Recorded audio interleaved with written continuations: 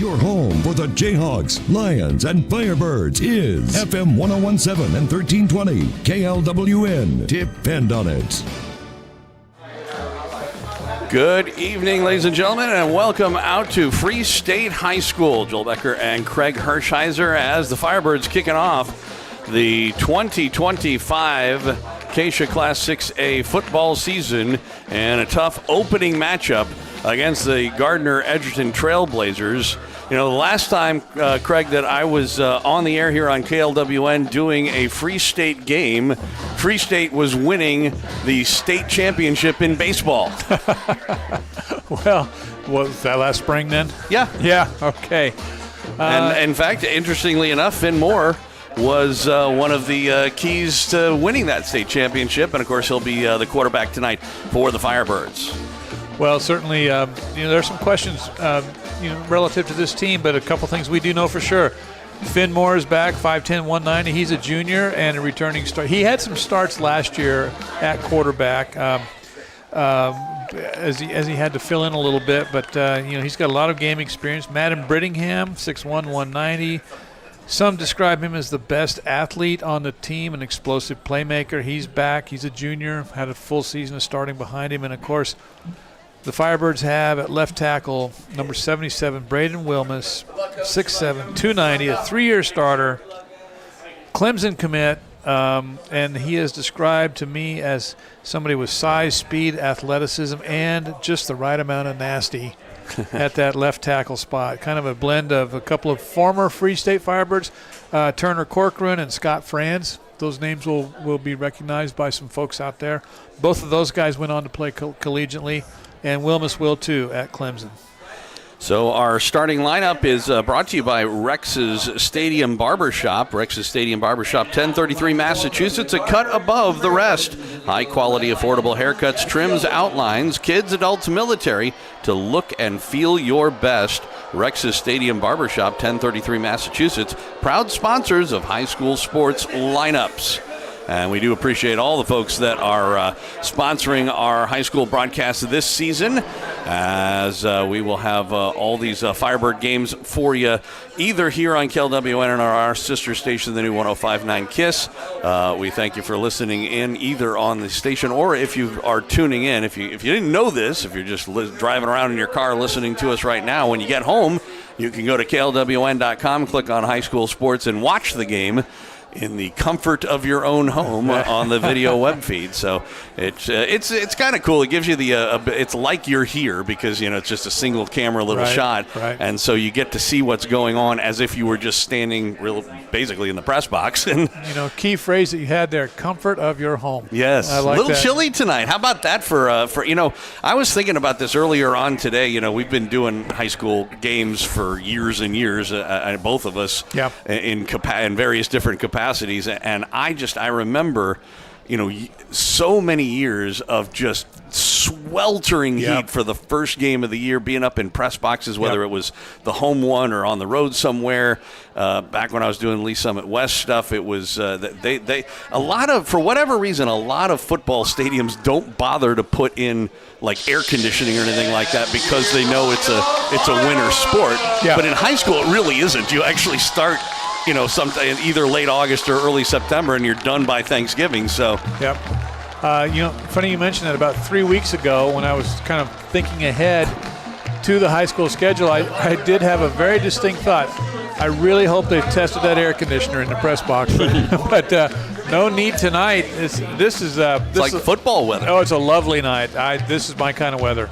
So the two teams have now headed onto the field. For those of you watching, you can see this Firebirds team it's not an enormous roster. When you look across the field to Gardner-Edgerton in their whites, they've got they traveled from Gardner-Edgerton with at least as many players as we have here. Oh yeah, I watched them run out. It seemed like the guys in the white jerseys would not stop coming onto the field. But you know what? They're the two-time defending state champion. 2024, 2023, that attracts a lot of kids to your program. It definitely does at that. Well, they're going to have the coin toss here shortly. We're going to take a quick break and then come back for the first quarter coming up right after this. It's the Firebirds taking on the Trailblazers, the two-time defending champions in Class 6A from Gardner-Edgerton. And you'll hear all the action coming up right after this on FM 101.7 and 1320 KLWN. Depend on it. Discover Prairie Moon Waldorf School, where learning comes alive. At Prairie Moon Waldorf Schools, academics are infused with the arts to ignite creativity, build self-discipline, and deepen understanding. At Prairie Moon Waldorf School, from painting and drama to woodworking and metalwork, students engage with the world through hands-on experiences that foster self-discovery and joy in learning. Rooted in freedom and guided by independent governance, Waldorf education inspires lifelong curiosity in hundreds of schools worldwide. It's not just education, it's a journey of the whole child. Learn more about the Waldorf model or schedule a visit to Prairie Moon Waldorf School. As a high school athlete, I suffered injuries that I was told would make it impossible to continue to play. My dad took me to see a chiropractor, and the pain went, the injury healed, and I was back on the field. I'm Dr. Scott Risley, and that experience changed my life. My passion is to help others. That's what we do at Risley Chiropractic, providing the highest quality, compassionate, and gentle chiropractic care.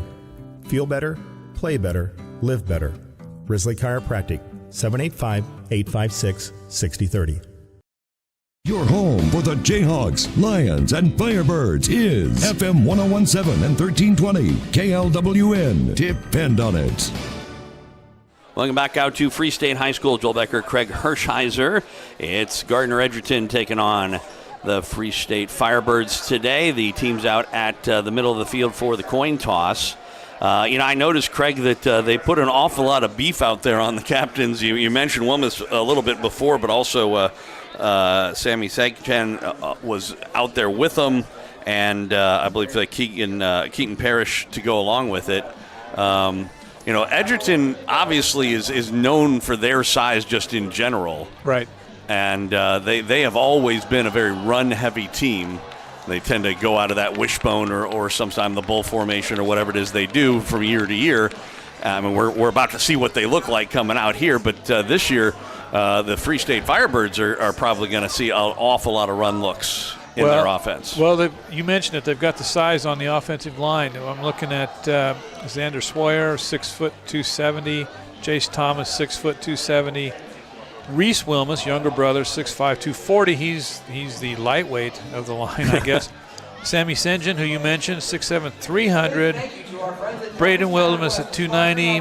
James Kahungara at 240. So they put some big kids on that line. That's kind of been a Free State tradition. They've always had big guys up front. The interesting thing this year will be that Braden Wilmus is the only returning starter. So they're filling in, or they're replacing a lot of guys from last year.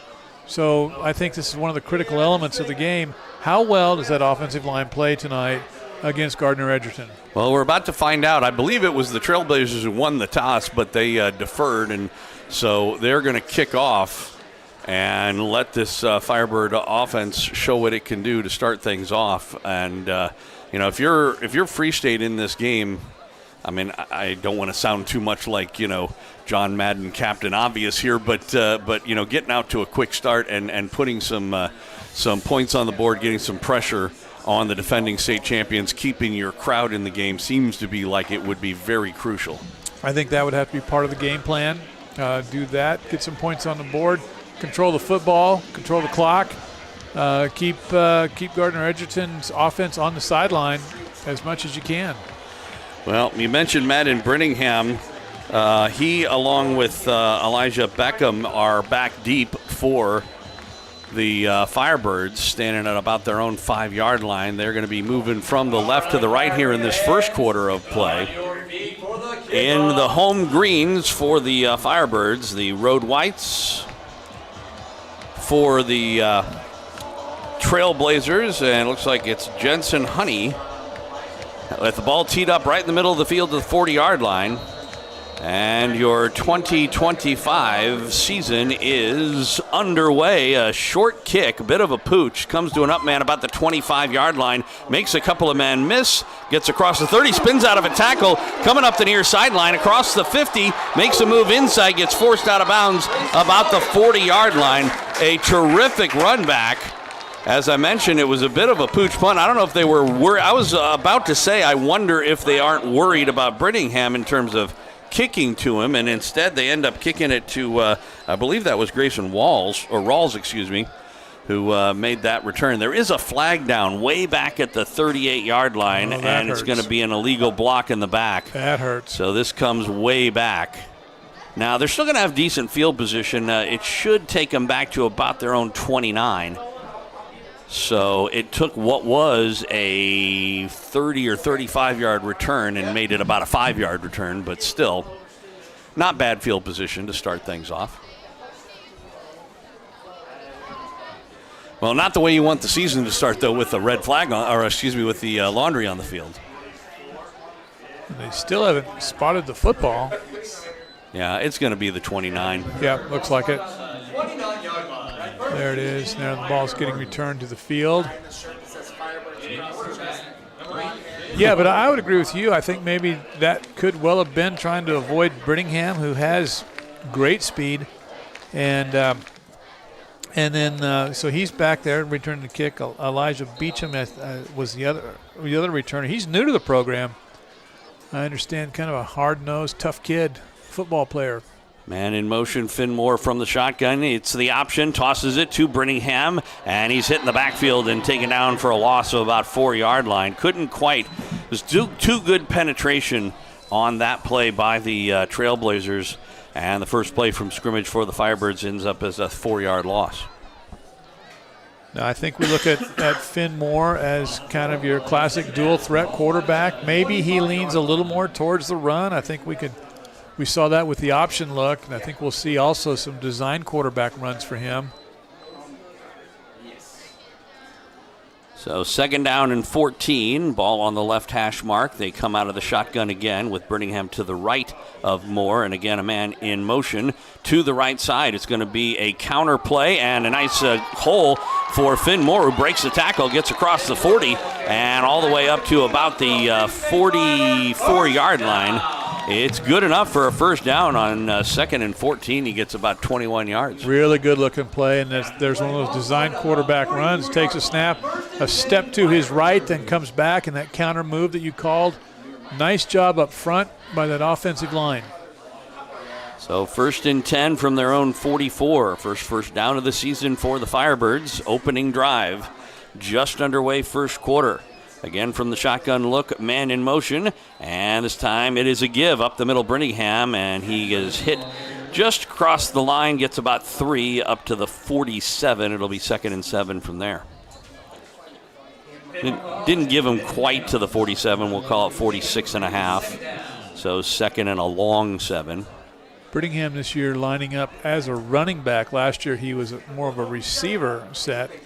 But I think here's a good way to get him the ball more, have more touches for Madden Brittingham, give him a chance to break away with some of that speed. Well, and I think that speaks to the idea that we're going to see a run-heavier offense. That's why they're putting him there. I like that. Yeah. So, again, to the right of Moore, high snap. He does go back to pass. Now he pulls it down. He's going to run it up the left side. Big hole across the 40, inside the 35, down to about the 37, 30, let's say the 38-yard line. Goes out of bounds there, stops the clock. 9:47 to go, first quarter. And the biggest plays of the game on the legs of Finn Moore. That almost looked like a quarterback draw. I don't think it was intended to be that way, but it worked out. It sure looked that way. The high snap, he had to recover a little bit. And he takes advantage of the gap in front of him. What I actually think what it was supposed to be was a quick hitter, yeah. And when it wasn't open, he just pulled it down and ran, which was actually a smart thing to do. It was a slight pistol, but now Brittingham moves to the left of Moore. Twins on the left, one wide out on the right. Now we get a timeout called by the Firebirds as the play clock was down to about 8, and I don't think they liked the way things were setting up. So first timeout of the half for Free State as Kevin Stewart will have a chat with his offense. Kind of a tough situation to have to call a timeout at this stage, this early in the first quarter with 9:47 left to go. But on the other hand, as we were talking about, that this is a really big drive for them, and I just assume them. I mean, you know what? You can't take the timeouts into the half with you anyway. So I agree totally with making the call. Because you've advanced the ball down the field. You've had a couple of good runs. Let's not negate that. by having a missed assignment or a delay of game or some kind of, or even a negative play. I think more than anything else, he probably saw something from the defense where he knew the play wasn't going to work, and rather than let him run it and have it busted up, you just call the timeout, reset things, and do something different. Yep. No, I think good move. Yeah. Firebirds have yet to put the ball in the air so far. 1st and 10 from the Trailblazer 33-yard line. Moore from the shotgun, man in motion, and it'll be the end around, and this one is to Elijah Beckham. He gets down to the 30. It'll be a pickup of 3, 2nd down and 7. It was intended to potentially be a jet sweep, but he cut inside pretty quickly. Got a few yards, but they gave him across the 30 to about the 29, so let's say 2nd and a long 6. Yeah, it sure looked like he had some more room out on the perimeter, but, easy for us to say from up here. And still positive yardage. Yes. Well, I mean, you like that. 2nd and 6 is a pretty manageable situation. Again, they start out in the pistol, but then Brittingham moves to the left of Moore, man in motion, and they give it to Brittingham up the middle, looking for some blocks, and he gets across the 25. Down to the 24. It's going to be short of a 1st down, but only by a yard. Best run of the game so far by Madden Brittingham. Nice push by that offensive line. There wasn't a big crack there for Brittingham to get through, but still the O-line guys, the guys up front, get a good push. They move that defensive line back, and Brittingham ducks in behind and gets good yardage. So 3rd down and 1, potentially in 4-down territory here. Again, they start out in the pistol with twins on the left, one man on the right.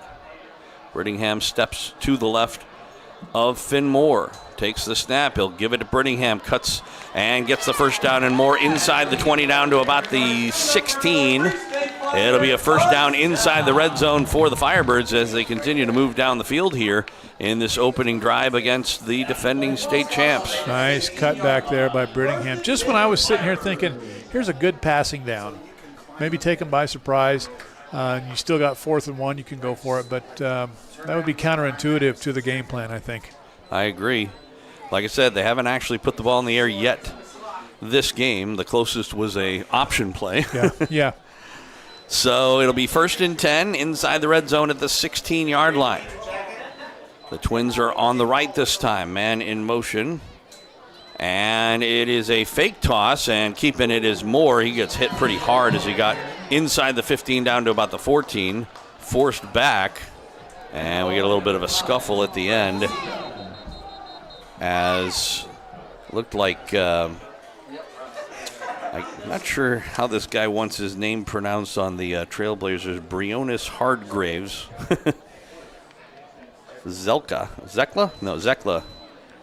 Briones Hardgraves came up hard and ended up on top of Finn, and I think he thought maybe he had the ball. That's what I think they were, jockeying for the ball, but he was down anyway. That was never going to go. But they end up giving him forward progress all the way to the 12. So it'll set up a 2nd down, 2nd and let's say 6 from there. 2 receivers on the left, 1 on the right. Brittingham to the left of Moore as well. This time the option. He will keep it. Cuts inside. Goes up the middle to the 10 to the 5. Touchdown. Nice. Touchdown Firebirds. Finn Moore, who had the best runs of the drive, about 3 of them, including that touchdown from 12 yards out. Really nice read on that. First of all, the decision to keep the ball, and then once he starts moving upfield, he finds the gaps all the way into the end zone.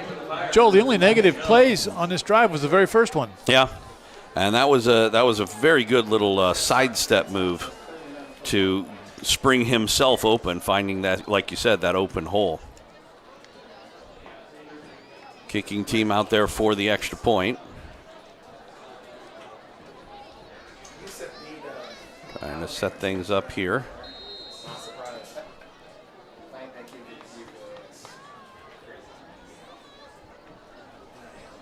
Waiting for the snap. It's down, the kick is up, and it is good. Good. 6:43 to go. They took almost half of the first quarter, driving down the field, about a 71 or 72 yard opening drive finishes off with a 12-yard touchdown run from Finn Moore. Kickoff coming up after this. It's the Firebirds on top of the Trailblazers 7-0 here on FM 101.7 and 1320 KLWN. Depend on it. 30 years ago, I worked for my dad detailing Peterbilts. I'm Aaron Rao. That's where it all started. I learned about being honest and treating people right.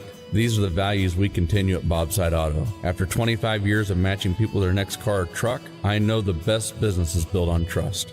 Chrysler, Dodge, Jeep, Ram, or Honda, new or trust certified car or service, at Bobside Auto, trust is our tradition. 2851 South Iowa or online at bobsitecdjr.com. 1320 KLWN Lawrence and FM 1017 K269 GP Lawrence.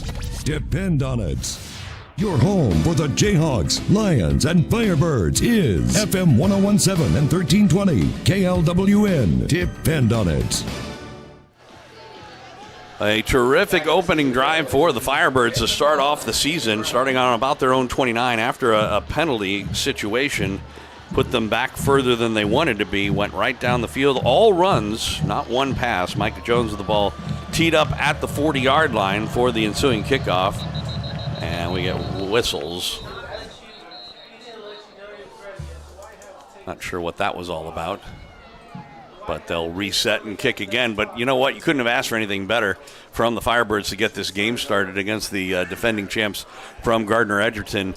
You put them on their heels, you keep the crowd in the game, get everybody excited. You know, I agree.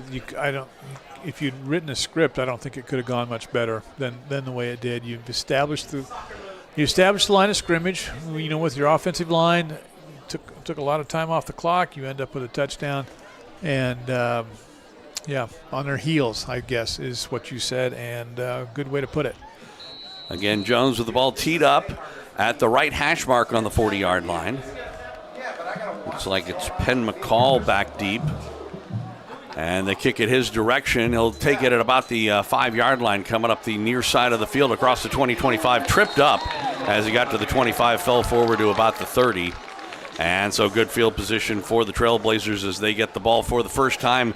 5 minutes and 23 seconds into this, quarter, and they're just getting the ball on offense for the first time. You know, off air, I said well before 7 o'clock that to me this comes down to how well does your offensive line play, and then how well do you tackle. And I know that sounds horribly simplistic, but sure. But for the opening game, I think those are two good predictors of success. Carson McCall, the junior quarterback for this Trailblazer team, comes out with a pistol formation to start things off. He's got Padilla in the background. You might remember him from last year. And he gets the call, runs into a wall as he gets to the line. Good penetration that time by the Firebirds front four. In particular, Cameron Salb got in there and really stood up Padilla. He did get a yard, but it'll be 2nd down and 9. Salb, a senior, 6'1" and 230. Made a nice stop right there, controlling the line of scrimmage. 2 backs this time, again in the pistol, and then there's movement. Looked like Garrett Ruffcorn went early, the tight end, so this will be a false start against the Trailblazers. And so that'll set a 2nd and 9 to a 2nd and 14. And again, you remember last year when everybody was talking about how all the Chiefs games were scripted? Yeah. Well, I think they may have hired that scriptwriter because they're doing really well in terms of what you would want if you're a Firebird fan to start this game off. Split backs this time behind McCall, or I should say to the side of McCall. Man in motion, and it is a toss sweep to the right side. And again, a good job coming up and making the tackle. That time was Brittingham playing on defense. And so it's going to be a pickup of a couple yards. The carry was for Porter Swaim. On the toss sweep, it'll set up a 3rd down and long, 3rd and about 12. Boy, really a nice job stringing that play out, not letting Edgerton get the edge and get out around. So nice work there, 3rd and 12. Now we'll see what Gardner-Edgerton comes up with. If they go to the air. We haven't had a pass in the game by either team. Now we get whistles. It may have been a delay of game. I think they may have taken too long. Let's see what the call is. It is a delay of game call against the Edgerton Trailblazers, so that's going to push them back yet another 5 yards. Like I said, neither team has chosen to put the ball in the air yet. 5:03 left to go first quarter. Firebirds on top 7-0 over Gardner-Edgerton. Let's hear it, Firebird fans. Trying to whip up the crowd. Pistol formation. McCall in the shotgun. Takes the snap, and he will keep it himself on the option. Tosses out to the left side. Some pretty good running room for Swaim. Oh, he lost his balance. That one might have gone for a first down, but he just kind of lost his balance in the open field. Ends up falling down out of bounds around the 35-yard line. It'll be short of a first down by about 6 yards, and the Trailblazers are going to have to punt here on their first possession. That play looked like it had a lot of potential. It did. I thought so too, but as it is, Gardner-Edgerton in position needing to punt, and Free State having their way so far in this game. Jensen Honey is the punter. A bit of a high snap. He'll step into it. Not much of a kick. It is short. Bounced at about the 46-yard line. Takes a slight Trailblazer bounce inside the 45 to the 44 and comes to a rest there. Touched up, and the Firebirds have some great field position already, leading 7-0. Just under 4 minutes left to go here in the first quarter. And we'll get to see Finn Moore and company come out and see if they can duplicate or build on what they did in that first drive. Well, everything's coming up green so far. Excellent start for Free State. A rough start for the Trailblazers. Now, don't get too comfortable. Unfortunately, you don't get to be the two-time defending champions without knowing how to make adjustments and do things. But, like I said, really couldn't have scripted it up any better than we have so far.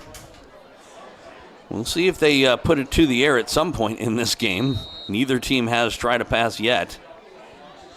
Shotgun formation, Brittingham to the right of Moore, and off the quick snap, they give it to Brittingham, off tackle on the right side, and he'll get across the 45 to near midfield. He's a couple of yards shy, and we've got a first injury of the game, and it looks like that same player I was talking about before, Briannas Hargraves, is slow in getting up. He is not really sure what he is holding on to. I mean, it almost seems like a back problem, the way he's kind of like he's trying to stretch himself stretch it out. Yeah, it could be a cramp. Although, you know, the funny thing is, as we were talking about before, with today being so pleasant temperature-wise, normally in these games, first of all, they want to take water breaks in them and so on and so forth. And cramps are always a problem. Yep. But I wouldn't imagine that's going to generally be too bad for tonight, but we'll see. I wouldn't think so. And honestly, looks like he's jogging off on his own power, whatever it was. Yeah. I think it was some sort of a sore or spasming back or something like that. Well, certainly. I was going to say the staff from Gardner-Edgerton didn't show a lot of urgency getting out there. So you never know. It could be something that's been a chronic problem for him too. So maybe they were not surprised. Right. The play was a 4-yard gain, 2nd down and 6, as they put the ball down just a little bit shy of the 48-yard line, middle of the field, right on the Firebird logo here at Free State. 3:47 left to go, first quarter. Firebirds on top, 7-0 over Gardner-Edgerton. 2nd down and 6 as they come out. Moore will back up into the shotgun. Brittingham to his right. Twins on the right as well. Now a man in motion. And the snap. Looks to throw. And Moore, well, he's going to pull it down. Now he comes to the right side. He will pull it down. Runs to the right side. He's got some running room inside the 45 and gets dragged down to about the 42. Finn Moore, once again, didn't like what he saw in the secondary, so he just pulled it down and gets himself another first down run. Well, the motion was going to the left side of the field. He brings it back to the right, has a lot of running room and the speed to get out on the edge, and he got a nice block from his wide receiver downfield. So that was a big chunk play. Like I said, that Moore's been easily our most effective playmaker in this game so far, including the touchdown run. First down and 10 at the Trailblazer 42. Started in the pistol, and now Brittingham goes to his left. He'll hand off to Brittingham up the middle, stops and starts, found a hole, and got inside the 40 down to him near the 35. It'll be a pickup of about 7, second down and 3 for the Firebirds. Coming up on the 3-minute mark left to go in the first quarter.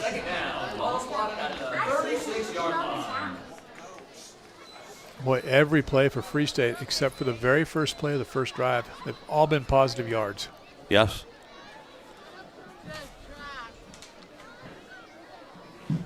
So second down and relatively short. This might be one of those times where they might want to put it in the areas you were talking about before with a relatively makeable third down. Man in motion, and it's going to be a quarterback draw. And Moore pulled down from behind. He did get positive yardage just to the 34. And it'll set up a third down about 2 from the 34-yard line of Gardner-Edgerton. It was a designed quarterback draw that time, clearly, but unfortunately too good penetration by the Trailblazers, and he was caught from behind, trying to wait for holes to open up. Well, it's 3rd and 2, and I got to believe that Coach Stewart is thinking 2 downs to make 2 yards from this spot on the field. Well, if his tendencies showed anything before, this is going to be a handoff to Brittingham, except he's not in the game, so they gave it to Moore. Oh, he was able to break a tackle. He would have been hit short of the line, but bouncing off on the attempted tackle was Penn McCall.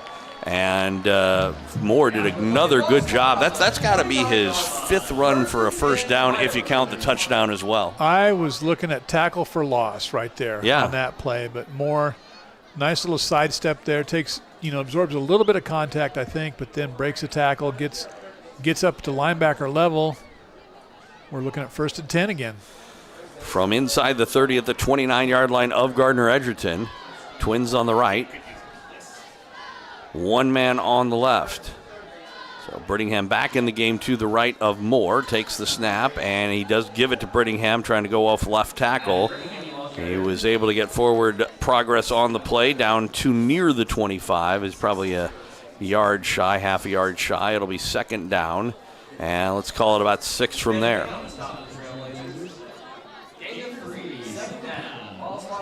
The funny thing is, Brittingham, we talked about him being the kind of the Tyreek Hill, the playmaker. Speed guy. Yeah. Mm-hmm. But so far, they haven't really put him in a position where he can use his speed. No, we're kind of waiting for that. Yeah, it's all been pretty much between the tackles, grinding out some tough yards.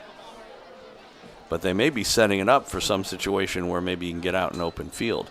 They fake it to Brittingham. Moore keeps it himself, trying to go behind Ethan Prescott as a lead blocker. He gets positive yards inside the 25 down to about the 22. He needs to get inside the 20. It's a long 2 or a short 3 on this third down coming up, and we'll probably get this in the next quarter because the first quarter is about to end.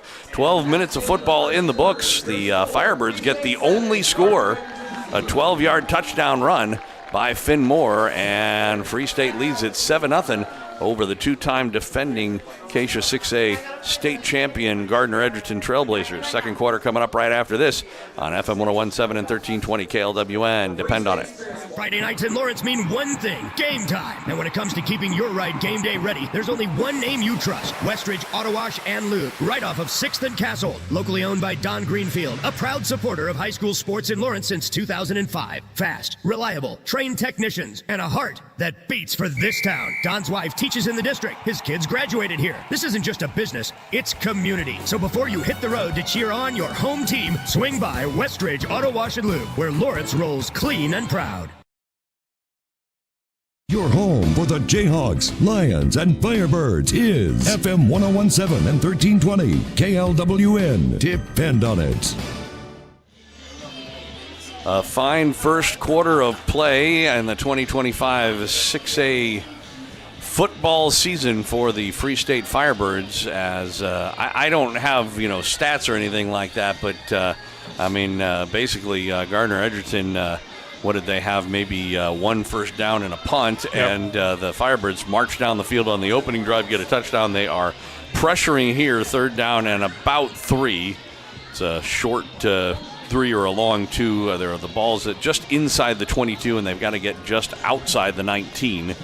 And it is a third down play, and as you were talking about before, probably a two downs to get 3 yards here. So far in this first quarter, to me, there's been two recurring themes. The offensive line is establishing the line of scrimmage, and they're getting a good push up front. And then the running back, either Brittingham or Moore, they both do a good job of gaining yards after contact. Absolutely have, and it's been a steady supply. Neither team has put the ball in the air yet in this game. We've played a full 12 minutes, first quarter.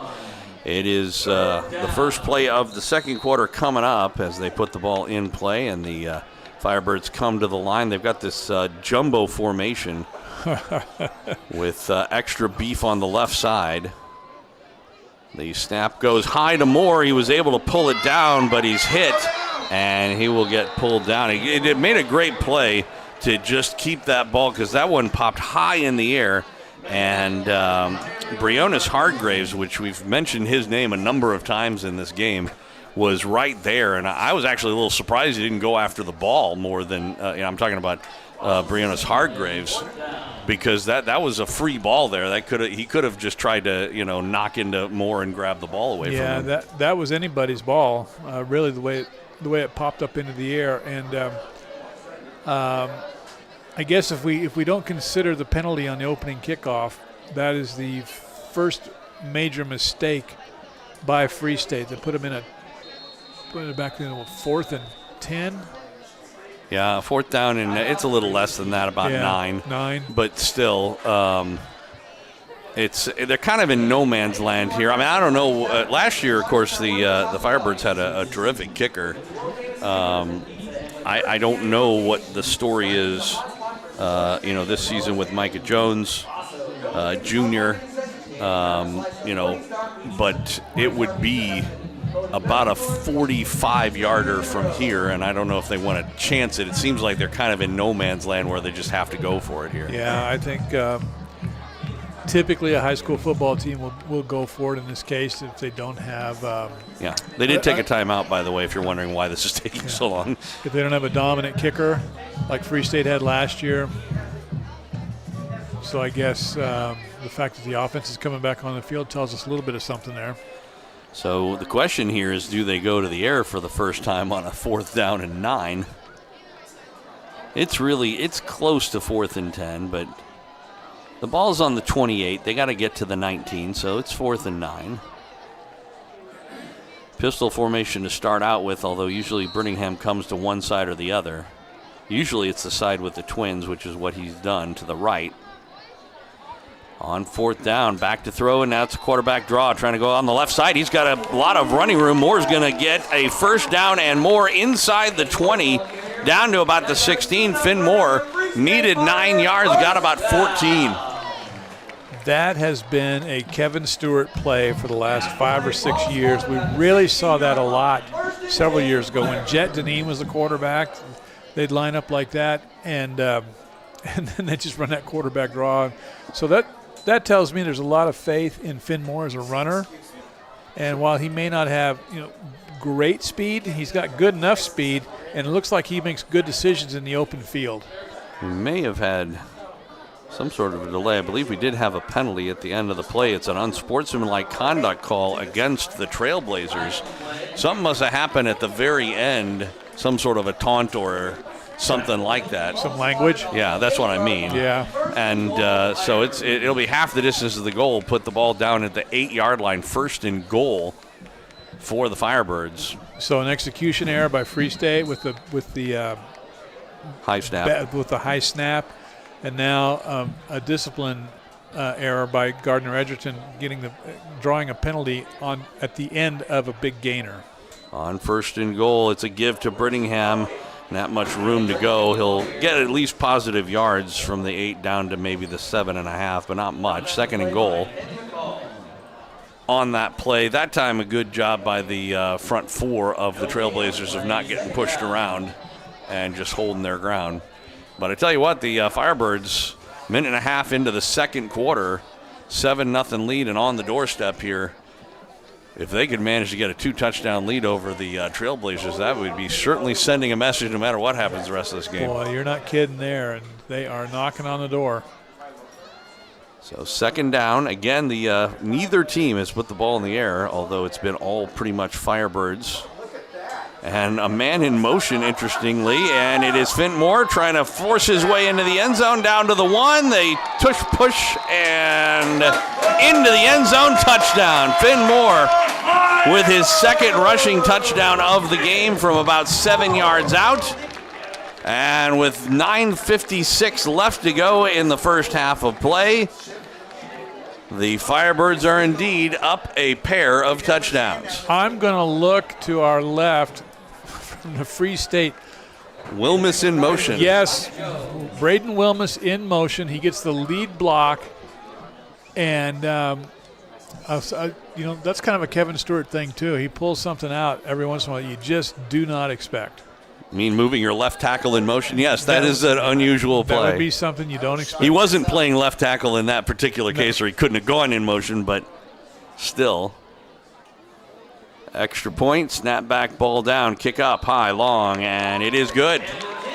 Under 10 minutes to go first half. The Firebirds have been all over the Gardner-Edgerton Trailblazers. They lead at 14-0. Kickoff coming up after this on FM 101.7 and 1320 KLWN. Depend on it. In the heart of Lawrence, Kansas, off 6th and Castle, there's a place that's more than just a wash and lube. It's where Don Greenfield, local business owner, proud father, and husband to a longtime teacher, has been serving our community since 2005. Westridge Auto Wash and Lube is a proud supporter of high school sports in Lawrence, locally owned and operated by trained technicians. Fast, reliable, trusted. Because here, you're not just a customer, you're family. Visit Westridge Auto Wash and Lube right off 6th and Castle in Lawrence, where Lawrence comes to shine. Your home for the Jayhawks, Lions, and Firebirds is FM 101.7 and 1320 KLWN. Depend on it.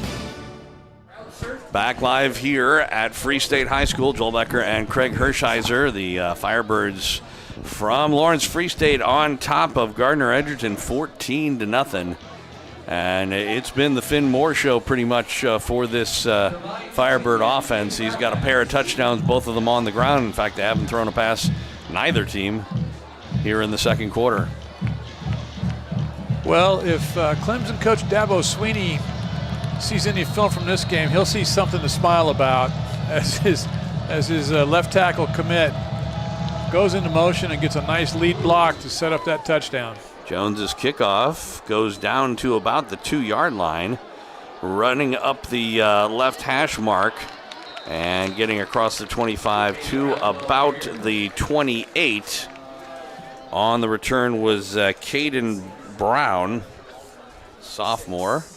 Pretty good return, and so for only the 2nd time in the game with under 10 minutes to go in the half, the Trailblazers get the football on offense. They did get a first down, but had to punt the first time around, and now find themselves down by a couple of touchdowns. And again, if you're really looking to do something against this Trailblazers team, put them in a position where they have to throw the ball.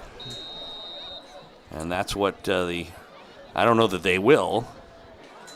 As on the first play, it is a give up the middle, Padilla. And Sire Padilla will go right up the middle between the guards for a gain of about, let's say, 7 to the 36. It'll be 2nd down and 3 from there. So Carson McCall with one running back to his right, the other behind him in a pistol. H-back on the right side as well. They give it, no, it's a fake and an option play. The toss out to the right side. is to Swaim, and he'll get a first down across the 40 to about the 42. So first couple of plays of this offensive opportunity for the Trailblazers go pretty well for them. Well, you commented on this before. There's really no reason yet for Gardner-Edgerton to start doing things that they're not accustomed to doing. So they have they've got their system, they've got the way they play, they've got their culture. They're going to just keep doing what they do. Same formation, and the give is to Padilla. Breaks a tackle, gets across 45. Good job of pursuit by the Free State defenders. Ethan Prescott was leading the pack, stepping up from a strong safety type position of some sort. Ethan Prescott last year made so many big plays for Free State defensively. It seemed like every time they needed a big stop, it was either Prescott or Parker Moore. But Ethan Prescott, I think he's the tone setter for this defense. Still a gain of 5, though, 2nd and 5. McCall from the shotgun, and it is a give up the middle, and once again getting near midfield is Padilla. And it'll set up a third down, about 3, just shy of mid. Let's call it a long 2 or a short 3, just shy of the midfield stripe. Trailblazers trying to get into Firebird territory for the first time in the game. 7:40 and counting here in this second quarter. On third down, they give it to Padilla up the middle. He does get across the midfield stripe and will be very close to a first down. We'll see if they may measure this, actually. Eyeballing it, I think he's short. Well, the initial contact had him a yard, maybe 2 yards short, but he spins out of it, gets some extra yardage, puts him real close to the position. They just handed him a first down. What is that spot? Yeah, the one official had it put down behind the yard marker, and the other official came in, picked up the ball, and put it across the yard marker, and now it's a first down. Like I said, they were eyeballing it to start out with. It was definitely going to be a measurement, and it looked to be maybe a little short, but as soon as he picked it up and moved it forward, it became a first down. Now, that's not going to make the coaching staff of the Firebirds very happy, I don't think. No, I would doubt that. So what is this, Gardner-Edgerton's second first down of the game? Yeah, I think they may be up to 3 now. Yeah, I think they're 3 now. Clock running with 7:07 left to go in the first half. I believe this is their first snap in Firebird territory, though. I think you're right about that. Split backs this time for McCall. And they give it to Padilla on the left side. Oh, he's got a big run. Hurdles a man inside the 30, and then he tripped over, as it turned out, Ethan Prescott, or he might have gone to the house. But the best run of the game for Gardner-Edgerton, as Sire Padilla was just hopping over players. Although, correct me if I'm wrong, Craig, I don't know if you noticed the same thing as I did. The last 3 or 4 plays, they hadn't been doing this up until the last 3 or 4 plays. Last 3 or 4 plays, it looked to me like the Trailblazers were getting an early start on these plays. A couple of players, in other words, leaning forward as the play was starting. Toss sweep on the right side, Swaim. He'll get inside the 20 on the right side and down to about the 17. Did you notice that for like 3 or 4 plays where either the off running back or something was either leaning forward or actually got a step in as the ball was being snapped? Yeah, it appears that way. So I certainly would not disagree with that. No flags, obviously. No flags, but I think, for Free State, your defensive philosophy has just got to be make them earn everything they get. Second down and short, and it's McCall. Oh, he dropped the football, but he came right back up to him. He's going to get inside the 15 down to the 13. It'll be good enough for a first down. Boy, a big break for the Trailblazers, as that one just came right out of the hands of Carson McCall, but as well as anybody, these footballs can do anything when they bounce the ground. That one came right back to his arms. We would call that a fortunate bounce. To say the least. Yeah. So, into the red zone for the first time is Gardner-Edgerton. 1st and 10 from the 13.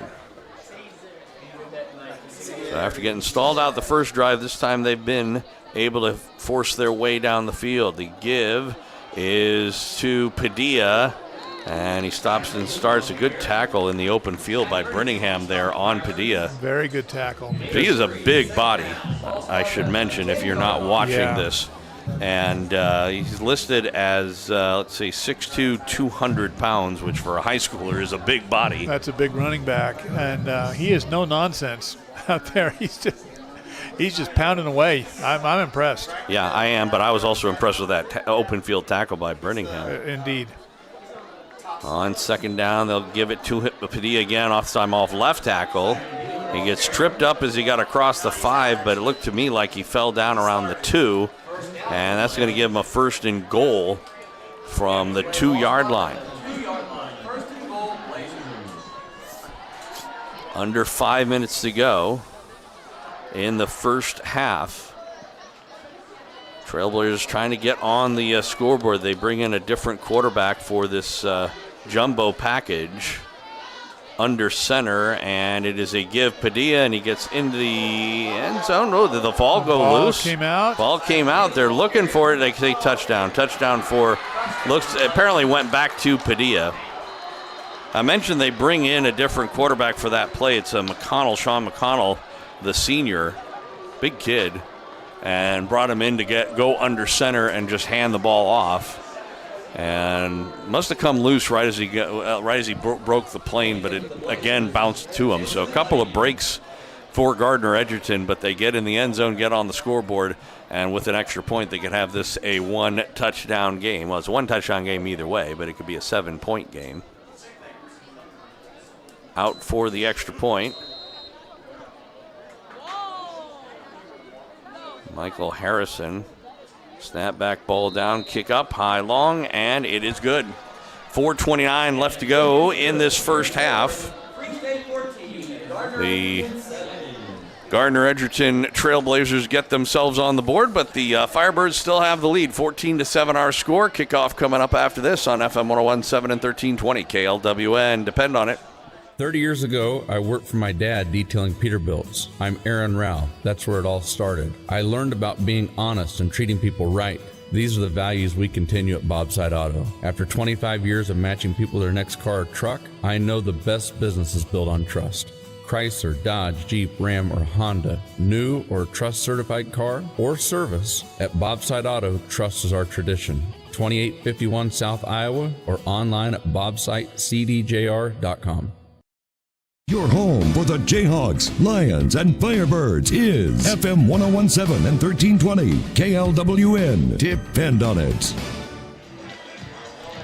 Welcome back out to Free State High School. Joel Becker and Craig Hershiser. It is the Firebirds taking on the Gardner-Edgerton Trailblazers, leading it 14-7 relatively late here in the second quarter of play. The Trailblazers getting on the board for the first time. And a short 2-yard touchdown run by Padilla gets them on that scoreboard. But, you knew going into this game the Firebirds aren't taking on Wagner here. They're taking on the defending champions. Yep. And so you knew you weren't going to just have a cakewalk, even though they've done extremely well for their first 2 possessions. Well, Gardner-Edgerton did to Free State what Free State has been doing to Gardner-Edgerton all night so far. So 14-7, and I think what's critical here is that if Free State has to end this half with the ball in their hands, if they can't score, they at least need to end it in their possession. Honey's kick comes down at the 4-yard line, coming up the right hash mark, and across the 20, breaking a tackle, gets up near the 30-yard line. Nice. Good return for the Firebirds, good field position. It's about what they've had most of the game. And on the return was Nez Lattimore Douglas. Nez did a pretty good job on that return. And, so they've started with the ball on the 29, on the 30, and on the 44. So they've had pretty good field position every time they've started it, but have had good sustained drives, everything on the ground. And they need to continue that pattern here to conclude the first half. If you can't get it in the end zone, at least make sure you have kept possession for these remaining 4 minutes and 22 seconds. So this first down play Moore will keep it himself, and he cuts back to the right side, finds a hole, gets across the 35, dragging the pile all the way across the 40 and up to about the 44-yard line. Good enough for a first down. That would have been a 5-yard gain, but that pile went forward by about 10 yards. You know, Finn Moore is the guy that carried the football. Push from that offensive line. They just kept their legs moving and driving that. Impressive play. I've been really impressed with the offensive line so far. Yeah. Yeah, I think the offensive line's played great. So we'll see what happens here. 1st and 10 from the 43-yard line.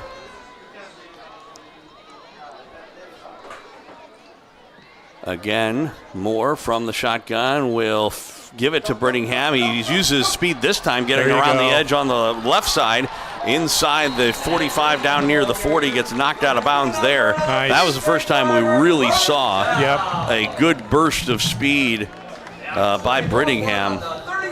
And he was able to, Madden was able to really get some good yardage down to about the 38 or 7 actually is where they mark him out of bounds. Yeah, he managed to kind of pinch it outside a little bit. Or down, I should say. He pinched it inside and then bounced to the outside. Good blocking on the perimeter. Free State set the edge. And Brittingham there. Open field. Good speed. So it'll be 1st and 10 in Trailblazer territory at the 37-yard line. Moore again from the shotgun as Brittingham moves to his left this time with trips on the right side. And on the snap, it is Moore trying to follow blockers. Waited a good job waiting for that hold to open up.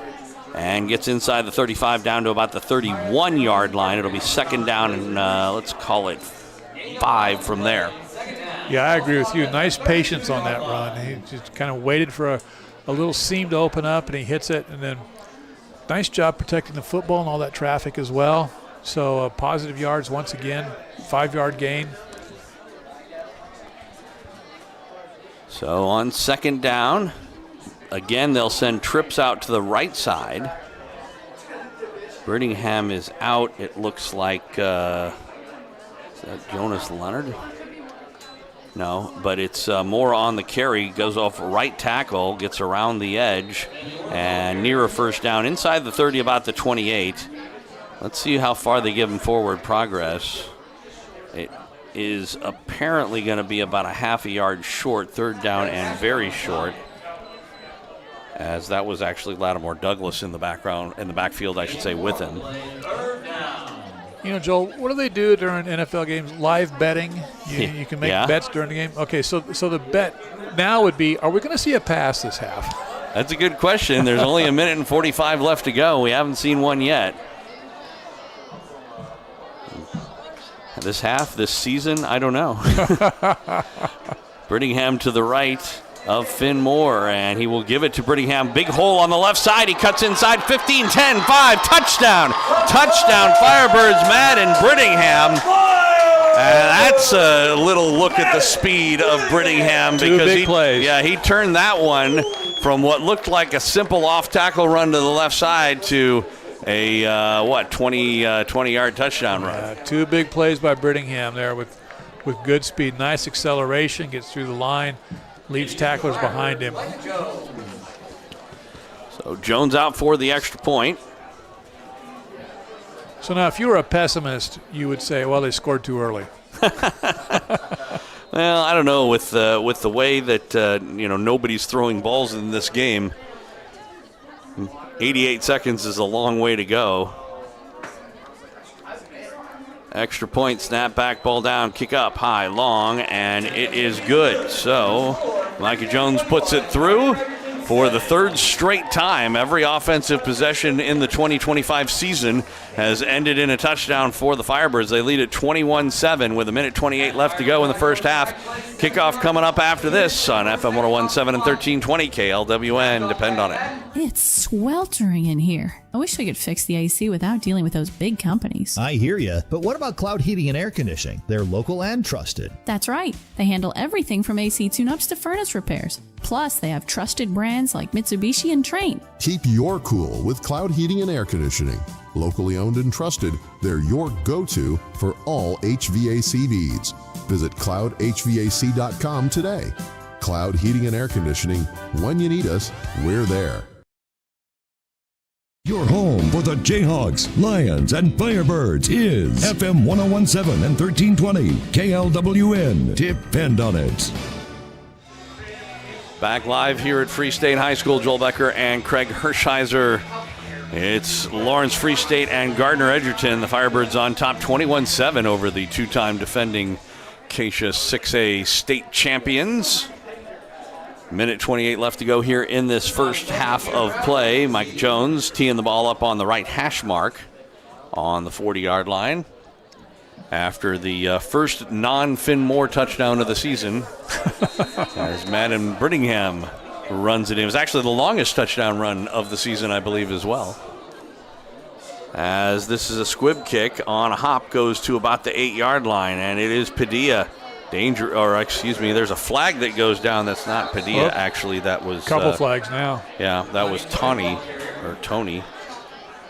That was the runner, and this one seems like it's going to come back. Hold. I would assume. Yeah, he gave the signal, the holding signal. So holding the call against the Trailblazers should put them back to near their own 20, like maybe the 22 or so. So like I said, for them to go, 78 yards in a minute and 22 on the ground will not be easy, although they do have all three of their timeouts, unlike the Firebirds who've burned two of them. Well, I guess we'll see pretty shortly here what Gardner-Edgerton wants to do in this situation. And if Brittingham should have just taken a knee at the 1-yard line. Yeah. You never tell a kid to do that. It is an option play to the left side. Toss out, and it's Swaim. He is coming around the left side, and some good running room for Dominique that goes all the way out near midfield. I think they're going to mark him out right at the midfield stripe as Porter Swaim, really had a lot of running room there on that left side. They seemed like they were keying a little too much on Padilla there. And for good reason. I mean, he has been the workhorse. But that offense, that play call crossed up Free State just a little bit. Toss this time to Swaim on the right side, getting around, and a good tackle in the open field once again by Ethan Prescott. Nice gang tackling there. And I think we're going to get the first timeout of the half for Gardner-Edgerton, coming with 59 seconds left to go in the first half. By the way, you had said earlier that you thought you were going to have an interview at halftime. You want to tease that for the folks listening at home? Oh, I am so sorry. Didn't end up doing that? I did not get anything lined up. Oh, that's too bad. My fault. I should have told you earlier. Okay. Well, you can interview David Ward maybe. Or, anybody sitting next to you works out. I'll see what I can arrange. So, like I said, we talked about this before. So far, we have yet to see a forward pass in this game for either team. 59 seconds left to go in the first half. But there is less than a minute to go, and they're on the Firebird 48-yard line. This game has moved right along. I mean, everything on the ground, few penalties. Yeah, really. The more penalties on kicks than anything else. Yeah. So after the timeout, on 2nd down and 8, McCall is going to fake and go back to throw. It looks like we're going to see our first pass. It's deep downfield. He's got a man. It is caught. 5. Touchdown. Touchdown, Trailblazers. Well, we waited all that time for a pass to come, and it turned out to be a pretty darn good one. It was, Brown. Caden Brown making the catch, and he threw into double coverage, but he made a perfect throw, and he did have a couple of steps ahead of the coverage. He dropped it right on the receiver, and the receiver had a step or two. There were two. You're right. There are two defenders back, but the receiver had a step or two on that secondary. So Honey out for the extra point.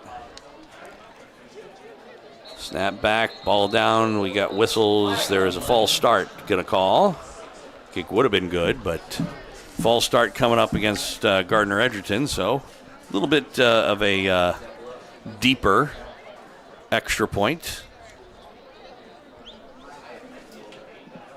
So they'll move him back and set up at about the 15-yard line, presumably. You know, the deep ball is no surprise, Joel. The way Gardner-Edgerton has run the ball. You kind of figure that they could take a shot and catch Free State looking into the backfield just a little bit, which is what they did.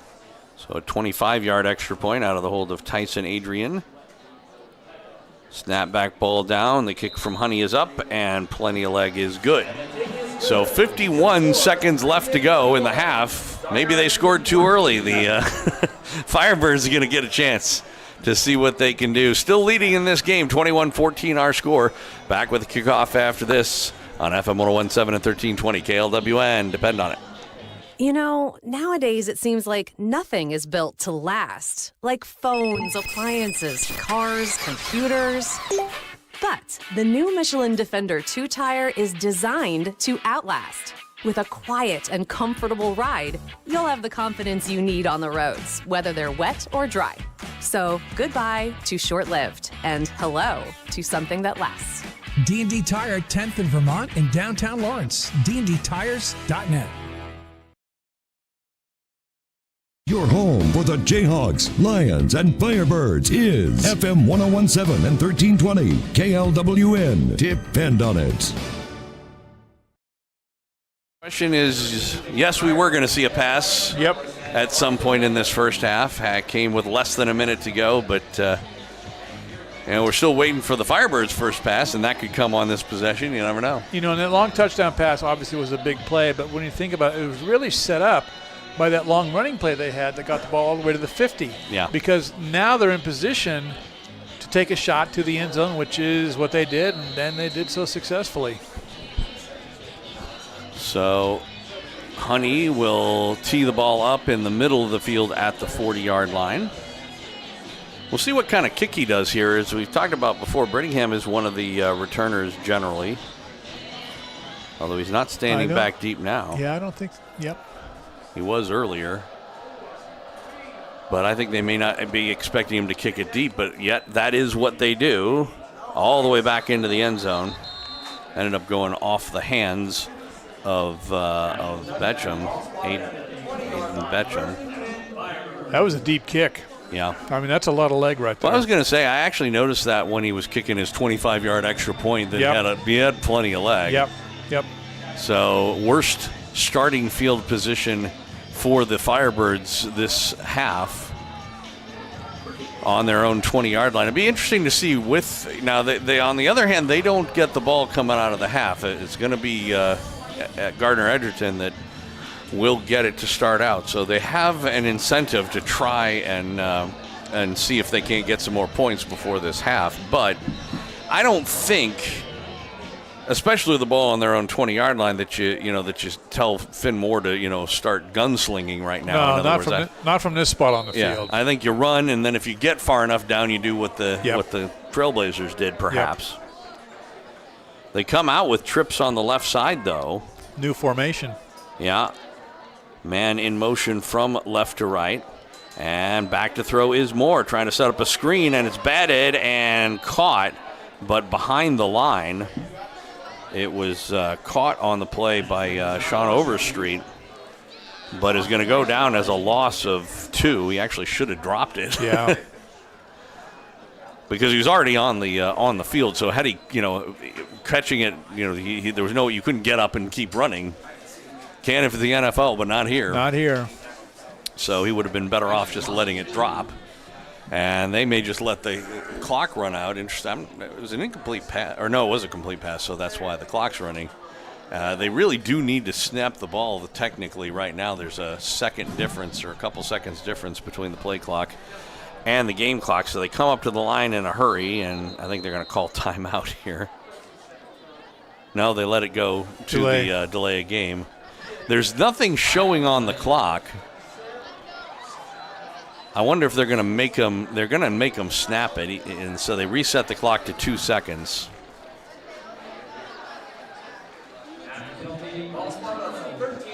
So if you're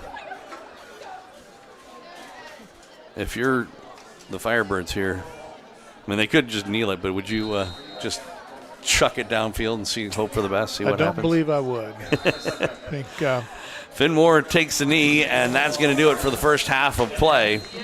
But I think turning some heads in this first half, the Free State Firebirds taking it to the Gardner-Edgerton Trailblazers, the two-time defending champions in the Acacia 6A football last 2 seasons, state champs. And they've got a 21-14 lead at halftime. You want to tease what's coming up at half this time now? Yeah, okay. As it happens, we are going to have a guest speaker here at halftime, and he's sitting immediately to my left, Nolan Henderson. And we will look forward to some of his insights into this Free State football team for this year. All righty, so that is our halftime score, 21-14. We're going to take a break and come back with our halftime activity. When we come back, this is FM 101.7 and 1320 KLWN. Depend on it. Friday nights in Lawrence mean one thing, game time. And when it comes to keeping your ride game day ready, there's only one name you trust, Westridge Auto Wash and Lube, right off of 6th and Castle. Locally owned by Don Greenfield, a proud supporter of high school sports in Lawrence since 2005. Fast, reliable, trained technicians, and a heart that beats for this town. Don's wife teaches in the district. His kids graduated here. This isn't just a business, it's community. So before you hit the road to cheer on your home team, swing by Westridge Auto Wash and Lube, where Lawrence rolls clean and proud. Johnny's Tavern, Lawrence's original sports bar, is proud to support amateur athletics. The culture, sportsmanship, teamwork, leadership, commitment, and life skills it helps develop are a big part of the benefits for all participants. Fans, players, referees, administrators all work together to accomplish goals. Johnny's is proud to be involved. P.S. Check out the Kansas University Rugby Club for a schedule. You know, nowadays it seems like nothing is built to last. Like phones, appliances, cars, computers. But the new Michelin Defender 2-tire is designed to outlast. With a quiet and comfortable ride, you'll have the confidence you need on the roads, whether they're wet or dry. So goodbye to short-lived, and hello to something that lasts. D&D Tire, 10th in Vermont in downtown Lawrence. dndtires.net. Ryan Haney here with my good buddy Matt Llewellyn of the 23rd Street Brewery. KU football is back, and specifically back in Lawrence. That's got to be great for you, Matt. It is so awesome, Brian. I'm so excited that they're back in Lawrence this year, and we've got all kinds of great things coming at the brewery. We've got brunch now, and we're going to open early for all the games, 9 o'clock every Saturday and Sunday. 23rd Street Brewery's open. We've got brunch, but then we've got our regular items too, so come join us at 23rd Street Brewery. Always a fan favorite, the 23rd Street Brewery, Clinton Parkway and Cassold in Lawrence.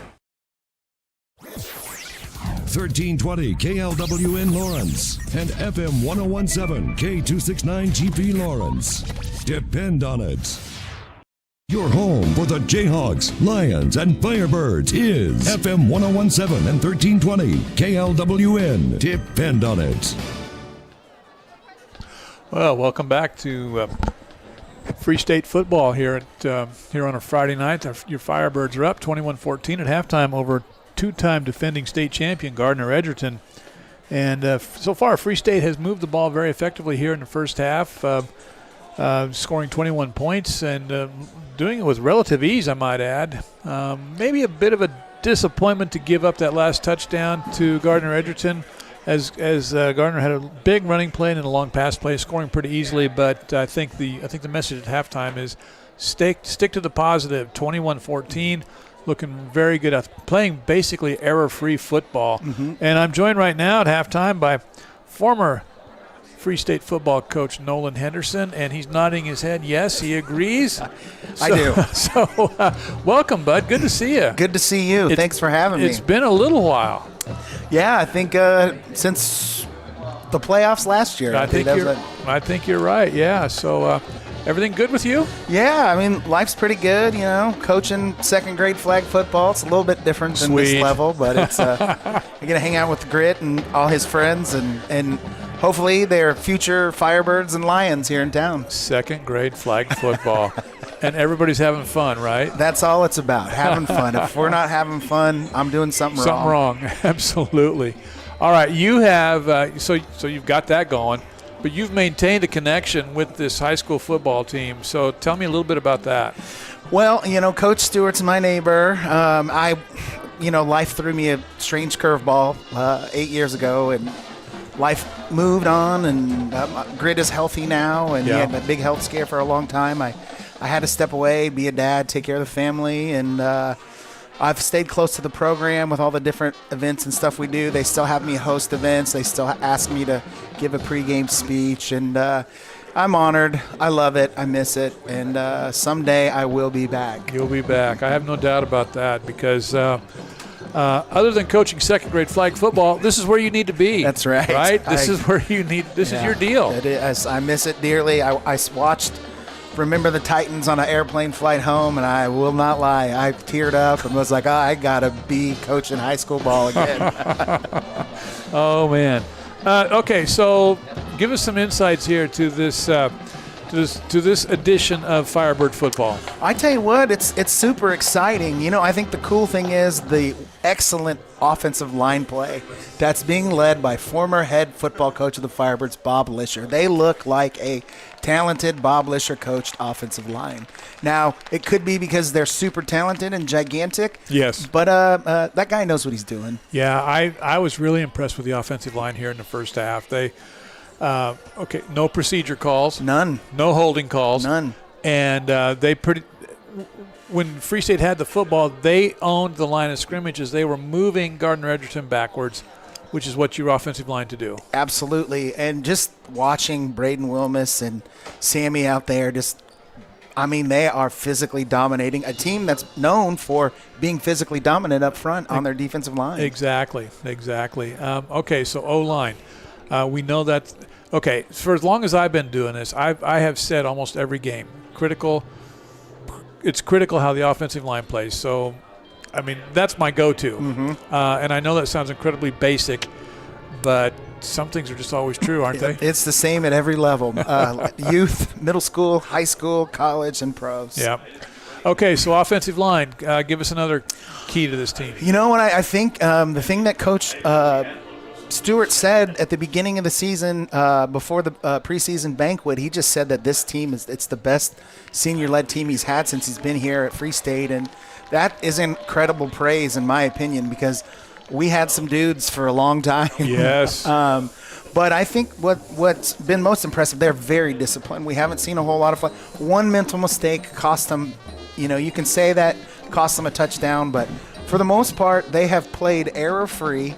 And, they're bringing it. They're bringing it on both sides of the ball, offense and defense. Ethan Prescott picked up where he left off and even playing a new position, and he's all over the field. So Garrison Otis, who was a defensive lineman last year, is now back playing linebacker, and they're flying around. It's been fun to watch.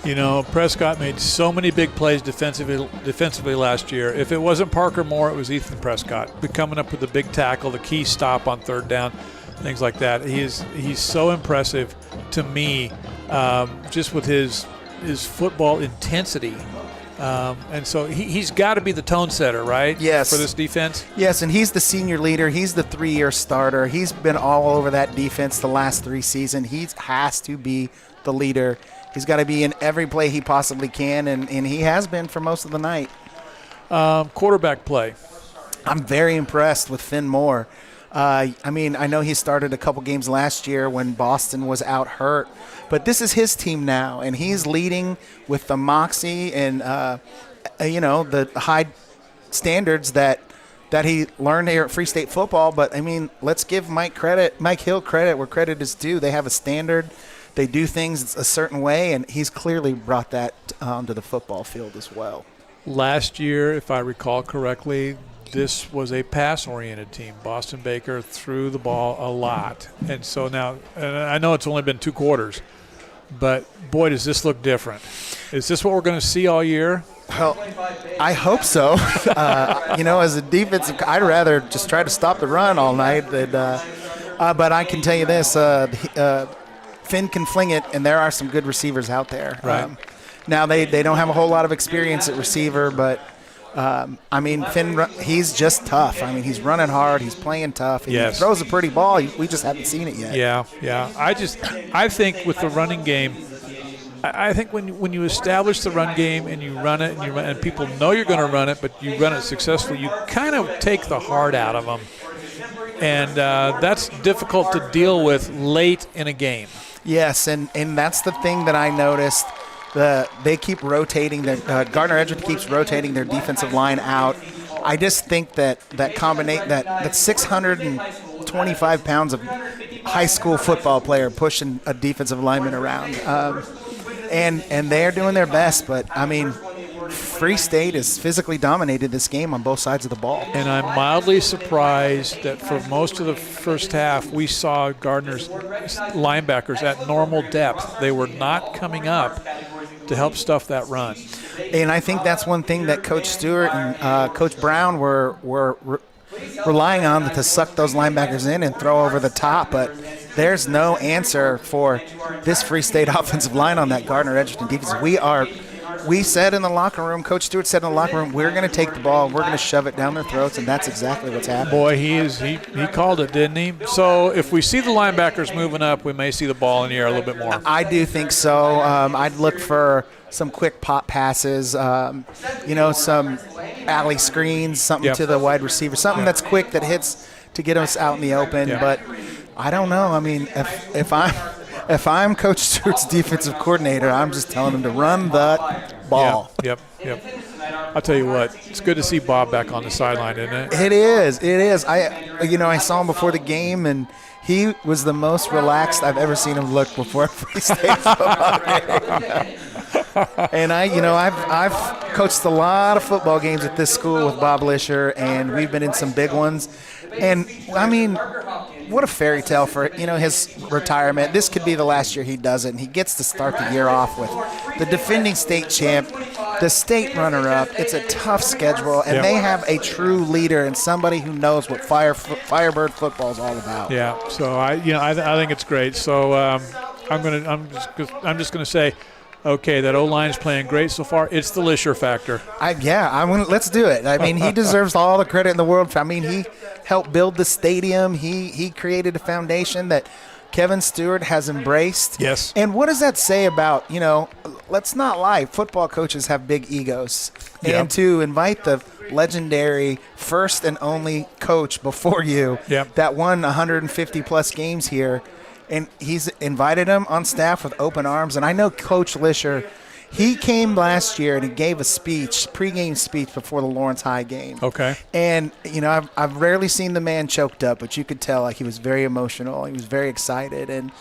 I think, after spring ball and everything, or spring sports were done, he wanted to come back and talk to Coach Stewart, and here he is. Man, that's awesome.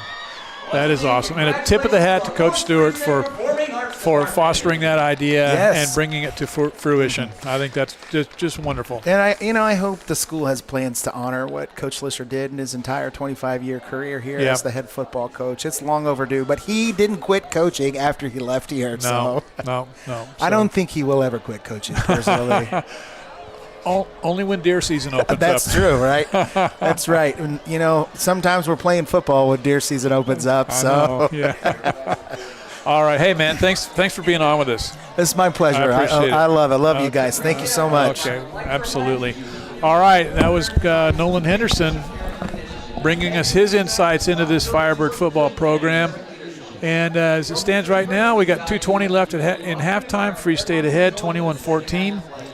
And we'll be back after this break. As a high school athlete, I suffered injuries that I was told would make it impossible to continue to play. My dad took me to see a chiropractor, and the pain went, the injury healed, and I was back on the field. I'm Dr. Scott Risley, and that experience changed my life. My passion is to help others. That's what we do at Risley Chiropractic, providing the highest quality, compassionate, and gentle chiropractic care. Feel better, play better, live better. Risley Chiropractic, 785-856-6030. Johnny's Tavern, Lawrence's original sports bar, is proud to support amateur athletics. The culture, sportsmanship, teamwork, leadership, commitment, and life skills it helps develop are a big part of the benefits for all participants. Fans, players, referees, administrators all work together to accomplish goals. Johnny's is proud to be involved. P.S. Check out the Kansas University Rugby Club for a schedule.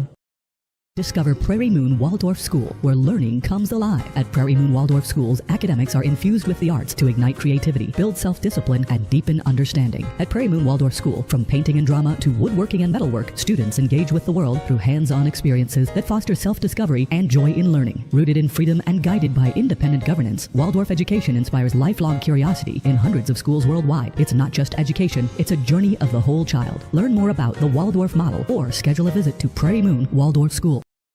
30 years ago, I worked for my dad detailing Peterbilts. I'm Aaron Rao. That's where it all started. I learned about being honest and treating people right. These are the values we continue at Bobside Auto. After 25 years of matching people to their next car or truck, I know the best business is built on trust. Chrysler, Dodge, Jeep, Ram, or Honda, new or trust-certified car or service, at Bobside Auto, trust is our tradition. 2851 South Iowa or online at bobsitecdjr.com. KLWN Lawrence, K269GP Lawrence. Your home for the Jayhawks, Lions, and Firebirds is FM 1017 and 1320 KLWN. Depend on it.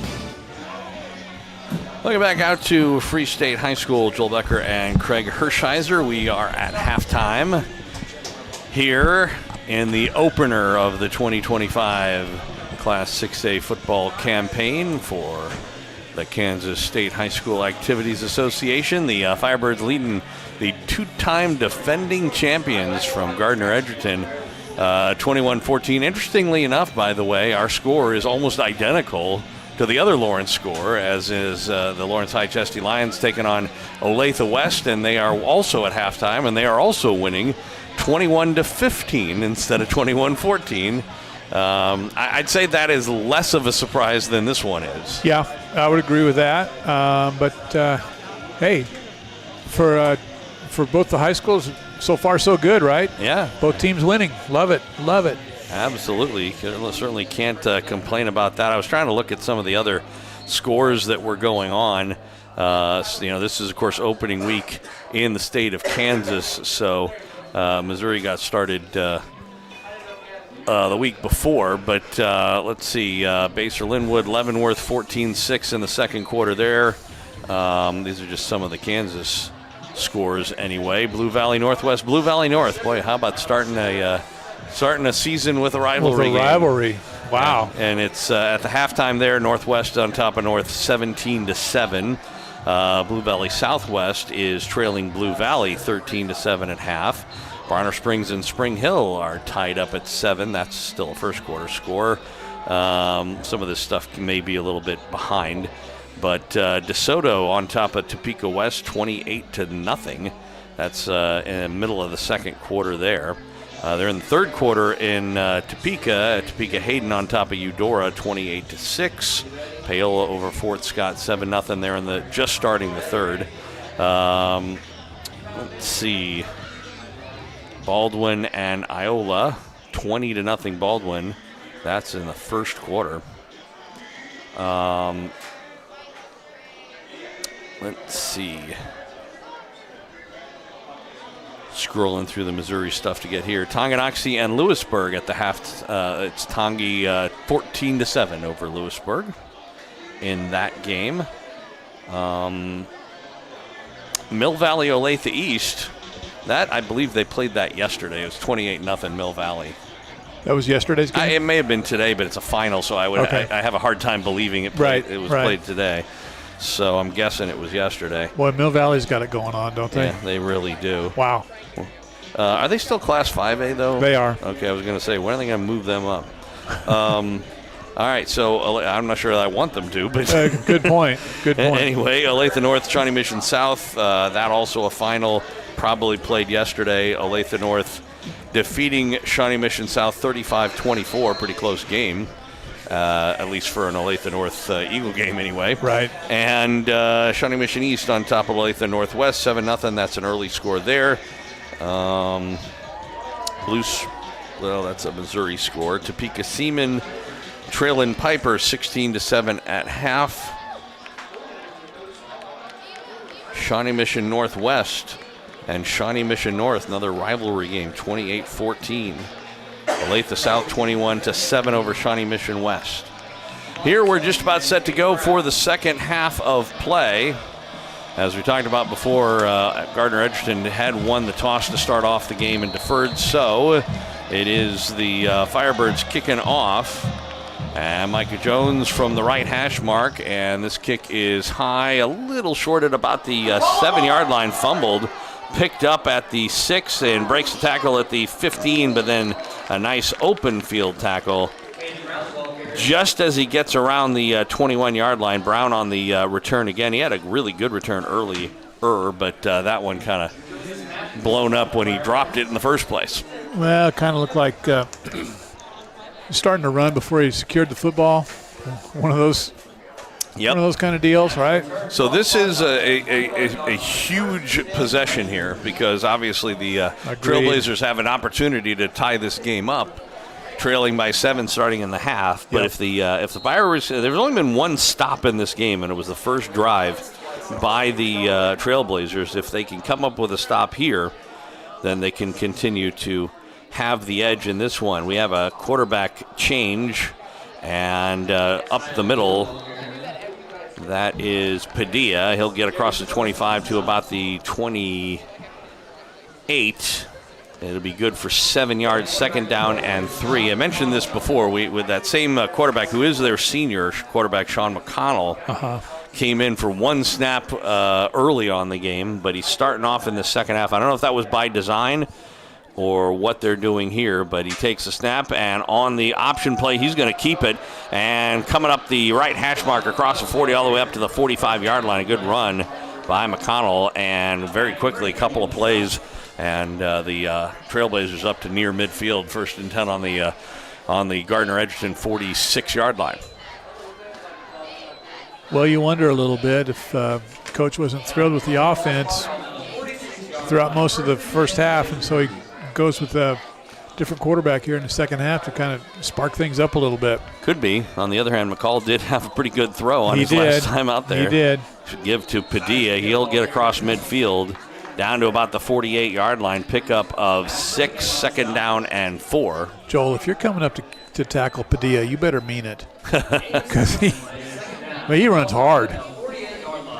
Maybe they took McCall out to, because it's like, hey, it's leaving on a high note, Yeah. I doubt it. My guess is that this was the plan all along. Who knows what goes on over there down on the sidelines, right? But they're going with the same, similar formations and everything like that. On the first down play, they give it to Padilla right up between the tackles, and he'll get a first down and more inside the 45 down to about the 41 of the Firebirds. It'll be 1st and 10 for Gardner-Edgerton, and boy, they are marching down the field. Not surprisingly, like I said, you don't get to be the 2-time defending champions if you can't come out of the locker room with a, reinvigorated team. Looked like a false start, but they give it to, it's actually going to be a keeper by McConnell as he faked it to Padilla and then ran around right tackle. He'll pick up about 9 down to the 32. It'll be second and short from there. Boy, they sold that fake to Padilla really well, didn't they? Yeah, they did. Yeah. We talked about the Free State offensive line and what a great job they did the entire first half. Well, now the same is true for Gardner-Edgerton's O-line. They are really dominating the line of scrimmage, moving Free State backwards. And when Padilla carries the ball, he's got a 2 or 3 yard head start seemingly. And it is a fake and then a toss on the left side. This is Swaim, and he cuts inside the 15 down to the 10. Looked like he went out of bounds. They do mark him out of bounds, but all the way down to the 1 yard line. I thought he stepped out about the 5, but apparently not. And so it is going to be first and goal for the Trailblazers, trying to tie this game up as the initial drive here in the second half. They have marched down the field. And they've got a first and goal inside the 2. Big chunks of yardage on every play. McConnell under center this time. Bull formation, and they'll give it to Padilla, and he hops into the end zone. Touchdown. Touchdown for Gardner-Edgerton. Pretty heavy dose of Padilla, and also the new quarterback coming in the second half for Gardner-Edgerton, the senior Sean McConnell. And with exactly 9 minutes left to go, third quarter, 3 minutes into this half, Gardner-Edgerton an extra point away from tying this game. Honey out, looking to tie it. Snap back, ball down, kick up, high, long, and it was good. Good job by the holder that time. Took a high snap, put it down, and Honey put it through. And with 3 minutes gone in the third quarter of play, we have not solved anything yet. All knotted up at 21 here from Free State High School. Back with the kickoff after this on FM 101.7 and 1320 KLWN. Depend on it. It's sweltering in here. I wish I could fix the AC without dealing with those big companies. I hear you, but what about Cloud Heating and Air Conditioning? They're local and trusted. That's right. They handle everything from AC tune-ups to furnace repairs. Plus, they have trusted brands like Mitsubishi and Trane. Keep your cool with Cloud Heating and Air Conditioning. Locally owned and trusted, they're your go-to for all HVAC needs. Visit cloudhvac.com today. Cloud Heating and Air Conditioning. When you need us, we're there. Your home for the Jayhawks, Lions, and Firebirds is FM 101.7 and 1320 KLWN. Depend on it. Welcome back out to Free State High School. Joel Becker and Craig Hershiser. It's the Firebirds and the Trailblazers from Gardner-Edgerton, the two-time defending champion Class 6A state title holder here in Kansas. And it is 21-all just underway in the second half of play. And, I said before, Craig, that the opening drive was a big one for the Firebirds. This one is probably even bigger. They have to come up with an answer here. Yeah, really, Gardner-Edgerton has all momentum right now, going back to the late in the first half touchdown, and now this one, this opening drive, which was incredibly efficient. Free State needs to answer. Honey's kick coming down at the 5-yard line. Not much of a return, unfortunately. Oh, and then a late penalty gets called, as the return on the play was taken by Beckham. And then he got pushed a little after the play, but now it looks like a hold is what they're calling against the Firebirds. I thought it was like some sort of a late hit or unnecessary roughness, because there was contact after the play ended, but that wasn't what it was. Sorry, I agree. I mean, it especially when the flag came when it did. So, boy, as much as we were talking earlier on in the game of like the script going all Firebird way here this second, really the end of the second quarter and beginning of the second half, everything's been going Gardner-Edgerton's way. They have seized control of the football game, and as you said earlier, Free State needs to answer, and but boy, that penalty puts them in a pretty deep hole. Backs up against the wall. The ball's at the 9-yard line, 1st and 10. Finn Moore, who had a whale of a first half, at quarterback. Brittingham to his left. They will fake to him. It's Moore on the keeper trying to get around the edge. He breaks a tackle and still works up across the 15 to the 16. All Finn Moore there. Boy, they had him right at the line for no gain, and he was able to end up getting about almost 8 yards on the play. That was a hard-nosed run by the Free State quarterback. Talk about determination. So they'll mark him down to the 17. It'll be 2nd down and 2 from there. We still are waiting for the Firebirds to throw their first pass of the game. There's only been one all game. It's a big one, as it turned out, by the Trailblazers. Moore, and it'll be a give up the middle. Brittingham, and he'll get a first down across the 20 near the 22. So the good job by the Firebirds for getting themselves away from their own touchdown, or I should say end zone. And it'll be first and 10 from their own 22. But still a long way to go for this answer to be completed. So Twins on the left along with a tight end. One man on the right. Shotgun formation. Moore with Brittingham to his right. On first and 10, and it is Moore on the keeper after the play action fake. Breaks the tackle across the 30, still on his feet, gets to the 40, 45, and then he's dragged down across the 45 near the 47. Finn Moore with another determined run, wouldn't be taken down, and ends up getting himself, 25 yards or so. So far this game is we're going to run the football, and we'll see if you can stop us. And the answer was no on both sides. No for both teams. You know, it's almost like coaches know what they're talking about, because that's pretty much what we got told at the beginning of this game before it started, and they were right. So 7-10 and counting here in the third quarter of play. It's Firebirds' first possession of the second half, now in a tie ball game. They've never trailed in this game. It is a give. Brittingham up the middle, burst of speed. He got tripped up just at the last second as he crossed the 40 down to about the 37-yard line. Plenty of yards, ended up with, 25 on the play. Marked down at the 37, it'll be first and 10, but I tell you what, he was just a shoestring away from getting all the way on that one. It was, I'm trying to see who that was, because the lights are off. That was actually the Penn McCall, who just barely got a bit of his shoe. That was so close to a touchdown. So first and 10 from the Trailblazer 37. Shotgun formation Moore, Twins on the right side. And it'll be a give to Brittingham, looking for a hole on the left side this time, and pretty good penetration. There's also a flag down in the backfield. This one actually may be a hold. And, there's something that we really haven't talked about. Could have talked about this at halftime probably, but this is something that for a first game of the season you really have seen almost nothing of, which is mistakes like false starts and holding calls. This is really the first time I can think about it on either team that they've put themselves into a hole by committing a penalty. Which is pretty amazing for a first game. I agree, because you called it. The first game is usually riddled with penalties like that. Procedure calls, jumping offside. There's an awful lot of those little ticky-tack 5-yard penalties.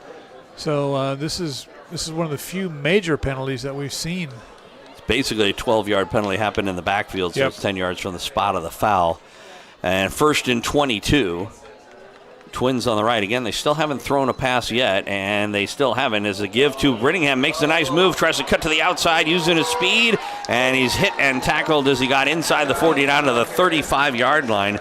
Once again, trying to basically save a big gain on the play was VC, I believe, is how you pronounce his name, Baylor, who made a pretty good tackle in the open field on Brittingham. And nice blocking downfield from the receivers. We really praised the offensive line tonight, but the receivers downfield came back, made nice blocks for Brittingham to allow him that extra yardage. Now we're looking at 2nd and 4? 2nd and 8, but he gained about 14 yards on that, got all the penalty back and then some. So it's 2nd down and 8. They need to get to the 27-yard line. Ball's on the 35. Off the snap, it is a quarterback keeper on the draw. He bounces off one tackle, does Finn Moore, and he gets near the 30. He'll probably be about a yard shy at the 31. It'll set up a 3rd down, 3rd and 4.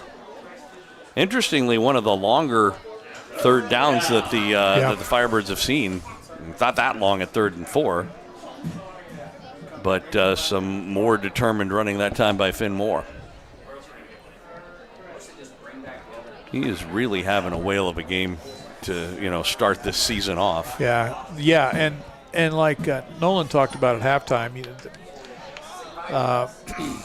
Boston Baker, he was a starting quarterback for most of the year last year. Finn came in for a couple of games when Baker was hurt, but this is his team now.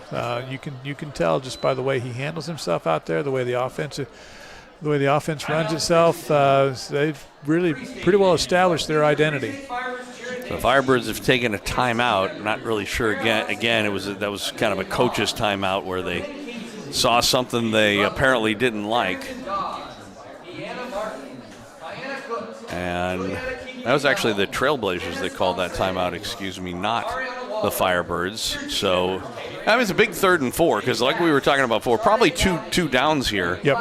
Again, I don't know a whole lot about how much confidence they might have in Micah Jones in terms of the junior's ability to kick the ball. From right here, it would be a 47-yard kick. That's a long field goal for a high school kicker. But, I mean, and that's assuming that you don't lose any yardage or whatever. But So you imagine that unless something bad happens and they end up, snapping the ball over the head of the quarterback or something and it's 4th and 20, then you probably got 2 downs to get these 4 yards. But interesting, though, that the Trailblazers chose to call that timeout because apparently they probably saw something in the formation they thought they weren't prepared for. And so we'll see if that ends up paying dividends for the Firebirds later, having to burn a timeout early here in this 3rd quarter. 4:24 left to go in the 3rd quarter. Tie game at 21 apiece. They come out in the pistol, but Brittingham will step to the left. Twins on the left, 1 on the right. Moore from the shotgun. Man in motion. He'll take the snap, and he gives it to Brittingham up the middle. He'll push forward to the 30, but he's going to be about 3 yards shy of a first down. It'll be 4th down. So that was the first time in a while that the offensive line really did not open up a hole for Brittingham to find. Yeah, he got that 1 yard pretty much on his own, and it just wasn't quite the push we've seen from the offensive line of the Firebirds, like we've seen all game time. Maybe something from that timeout that the coach said to his defensive line. So it's 4th down. They need to get to the 27-yard line. They've got Twins on the right, 1 man on the left. It's Moore on the option. He steps inside, gets down. It's going to be close. I think he's short. He needed the 27. He got the 28. But we'll see where they put it down. I'm pretty sure they haven't made an official indication quite yet, but, they put the ball down.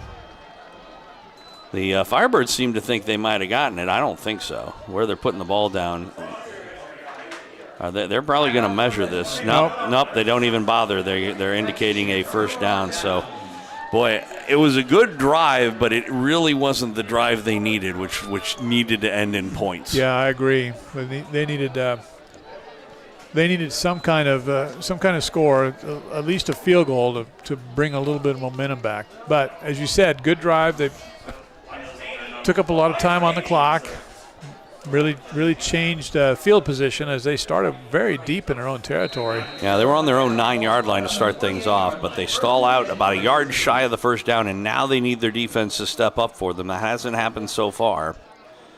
And McCall's back in at quarterback, and the give to actually it's not Padilla, but a good job getting into the backfield to break that play up, and that was James. It's Kahungura. Is that how you pronounce his name? Yes. Yeah. I'm looking for it here on the roster too. 79. Yeah. So. Yeah, James Kahungura. Sorry, it's 6 foot. Dark in here. I can't see anything. Uh-oh. And we've got a good run this time. Oh, this one's coming back. There's a flag down. It's a good run up the left side. And fortunately, it was Swaim on the run, but this one's coming back. It was a hold that happened on the outside of the line. Now, it's probably going to be 2nd down and 10 when all is said and done. And it is a hold. The hold occurred right near the line to gain, so they'll take it 10 yards back from there and make it 2nd and 10. On the previous play, I need to get my little flashlight going out here because I just can't see anything. Yeah, it's dark in here. It has become dark in here. Casita, that's how you pronounce his name. So it'll set up a 2nd down and 10, like I said. McCall with 2 backs behind him. He'll keep it himself as an option to the right. He keeps it, gets up to the 30, but not much further, and it's going to set up a 3rd down and long. So, I mean, helped out by a penalty, but the Free State defense is at least putting the Trailblazers in a position where maybe they can come up with a stop here. You know, Joel, there was that rolling start you talked about in the first half. I thought a couple of guys in the backfield were maybe like half a second ahead of the snap. Right. And we've seen that a few times. Padilla's not in the game right now. Swaim goes in motion out on the right side. They toss it, and great job. Really well played. Sniffing that one out by the cornerback over on that side, and that would be Grayson Rawls, who stepped up and really blew that play up and sets up a punting situation. So they do get that stop they really needed. Yeah, and, you know, a play really out of the personality of this game so far. That was kind of exotic looking compared to everything else we've seen. Honey standing back at his own 14 to punt this one away. And he gets a decent enough snap, not much of a kick. End over end, takes a huge Edgerton bounce, though, and it'll go to the 39 of the Firebirds. Still good position and field position for Free State. But off the foot, that one looked like it was going to be about a 17-yard kick. Ended up being not bad. Not bad, yeah. as the end result. But still, Free State has flipped the field. You think about their first possession; they were deep in their own territory. Took it quite a ways. Then they get a good stop here against Gardner-Edgerton, and now they're taking over. Well, that was the key. Is that in this game, we only going into this 3rd quarter, we only had 1 stop the entire game. And that was the first possession that Gardner-Edgerton had. Now we've had 2 straight, 1 by each defense. But like you said, they flipped the field position around. So Finn Moore back in the shotgun, and it is a give to Brittingham, but that one was blown up in the backfield. It was a bit of a high snap, and it seemed like a little confusion between Moore and Brittingham as to it almost looked like Brittingham was trying to catch the snap himself. And now we get whistles. There is an injured player. It is a Free State player. Not quite sure who. Don't want to speculate.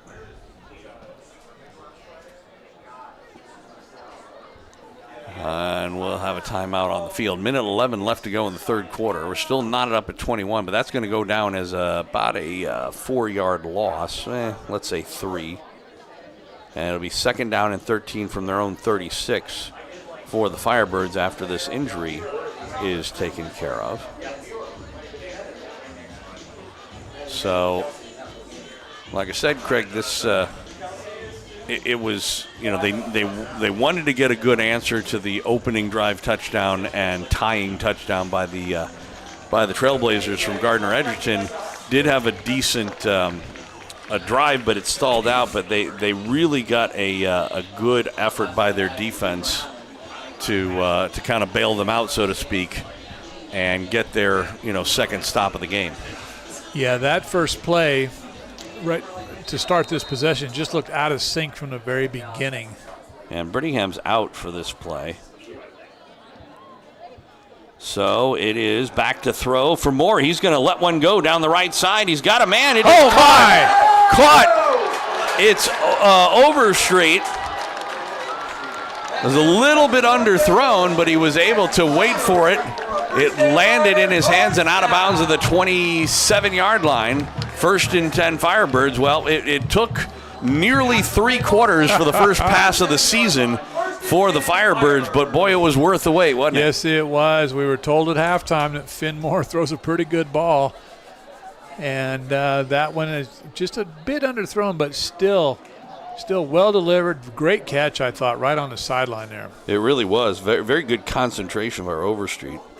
This time they go with trips on the left side, and it's going to be Moore with the keeper looking to go up the middle and really just forces his way up near the 25-yard line. It'll be a pickup of 2, 2nd down and 8. We're down under a minute left to go in the first half. So Brittingham looks like he's ready to come back in. They had Lattimore Douglas out there last couple of plays. And Brittingham will come back in with under 30 seconds to go in this third quarter. Tie game at 21 apiece. So they'll send 2 receivers out to the right side, 1 to the left, Brittingham to the left of Moore. Man in motion, and they fake it to him up the middle. Moore, he was able to sidestep one guy and then carry another one inside the 25 down to the 21.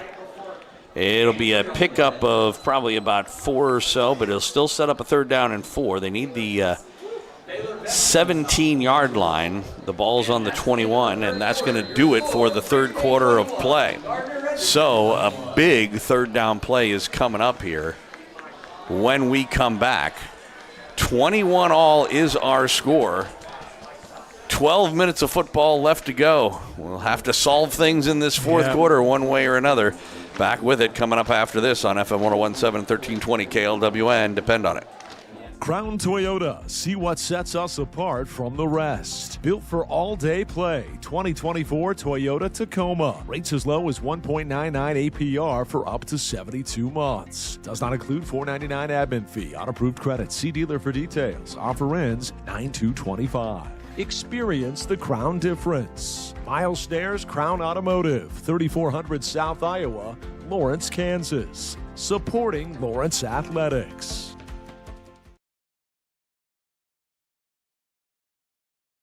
Your home for the Jayhawks, Lions, and Firebirds is FM 101.7 and 1320 KLWN. Depend on it. Looking back out to Free State High School. The Cage, as they like to call it down here. It is Joel Becker and Craig Hershiser, the Firebirds, taking on the 2-time defending champions in Class 6A, Gardner-Edgerton, the Trailblazers, and Firebirds knotted up at 21 apiece as we get into the fourth quarter of play. By the way, over at Seaback, it is the Chesty Lions on top of Olathe West. 28-15 is now the score in that game there in the third quarter there. You know, the funny thing is if you look at the quarterback rating, you would think that both of these guys are the best passers ever. They have one. Each of them are 1 for 1 for basically a bomb. Yep. One has a touchdown. The other one just a nice play. This is a big 3rd down here. 3rd and about 4.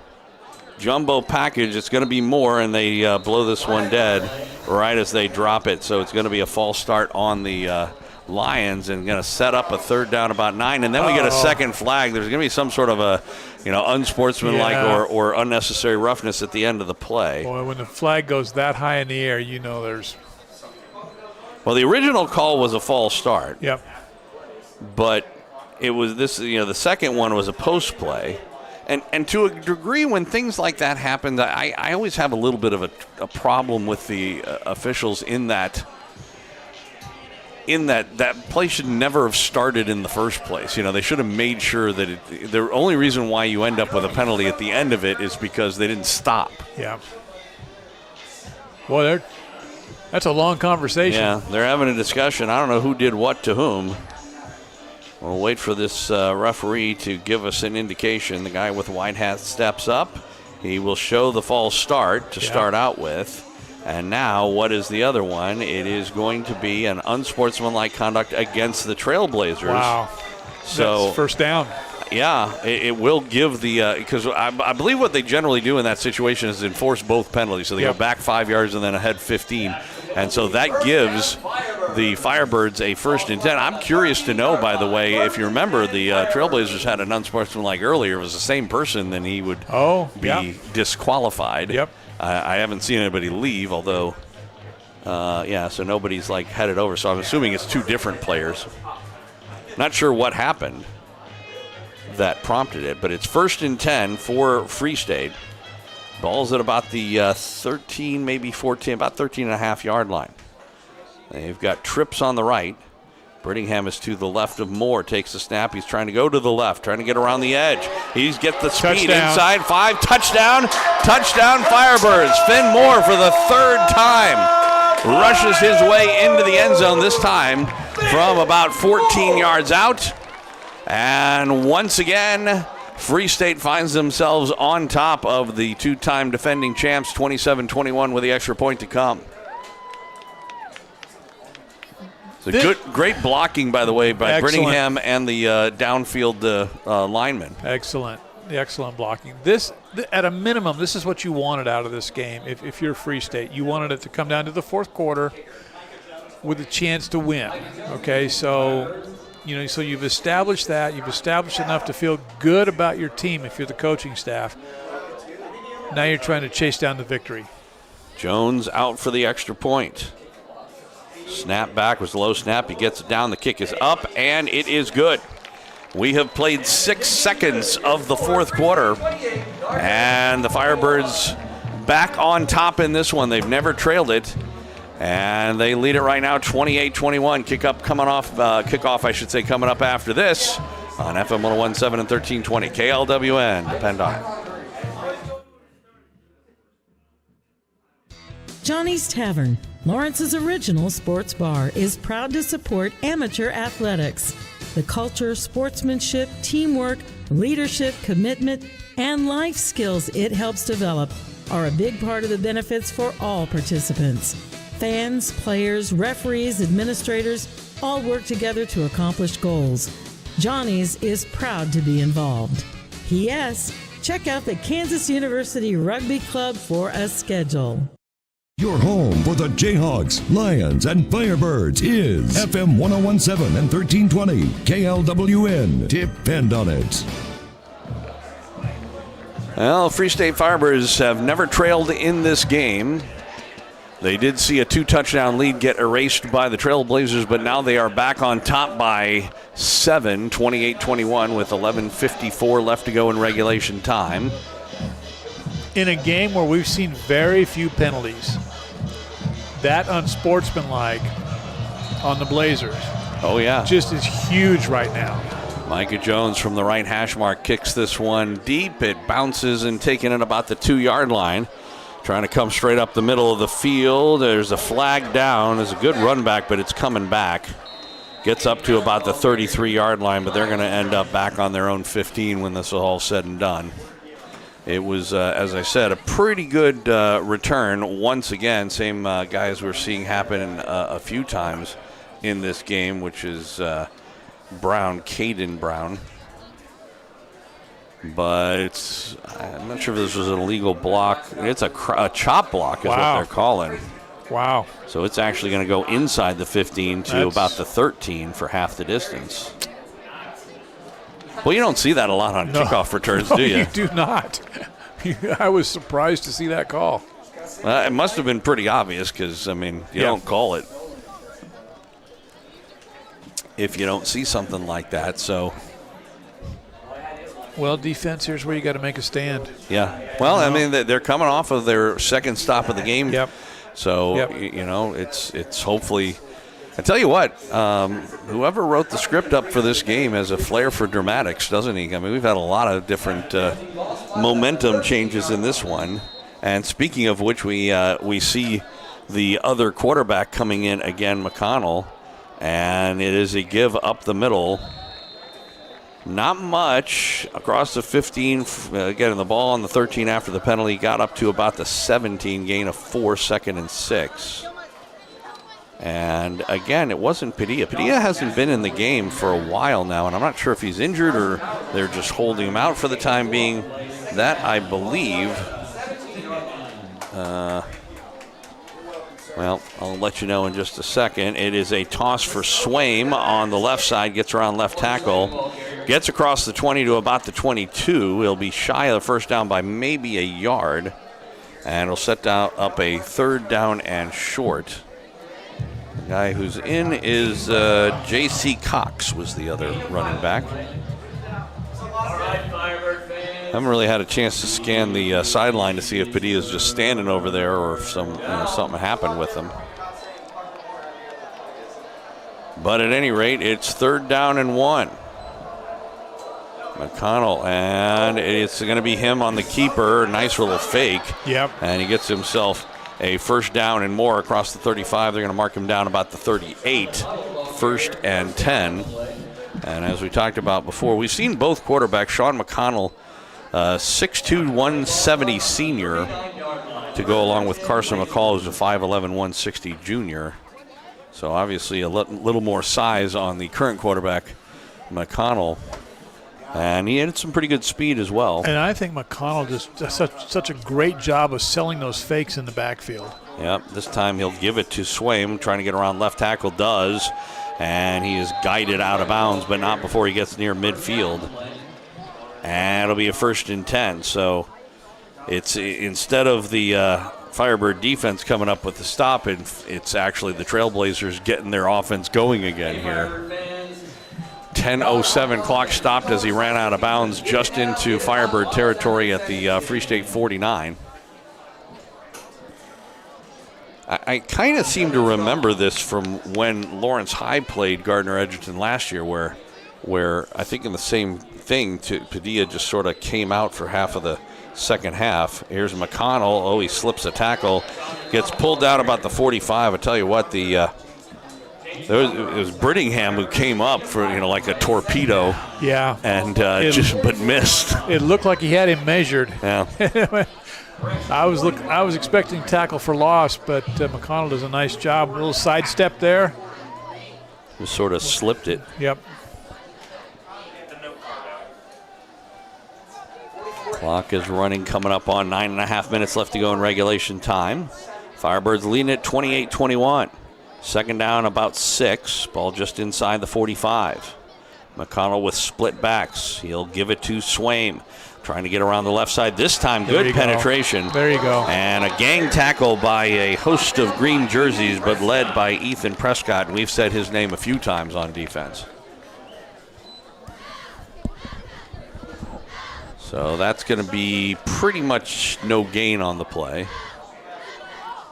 But it'll set up a 3rd down, 3rd and 5. The ball is at the 44 or 44 and a half or so of the Firebirds. They need to get to the 39, so let's call it a long 5. Pistol formation with another back to the left side, McConnell, and he will keep it himself, trying on the option, keeps it, and he's pulled down, shy of a 1st down. It was a good job to step up on that play by, Parrish, I believe, who stepped up and finished off the tackle. About 1.5 yards short of the 1st down. Does look like they're going to go for it here. Bull formation. It was 2 wingbacks and a fullback behind McConnell. Under center. They'll look over. Still 17 seconds on the play clock. About 1 yard left to go.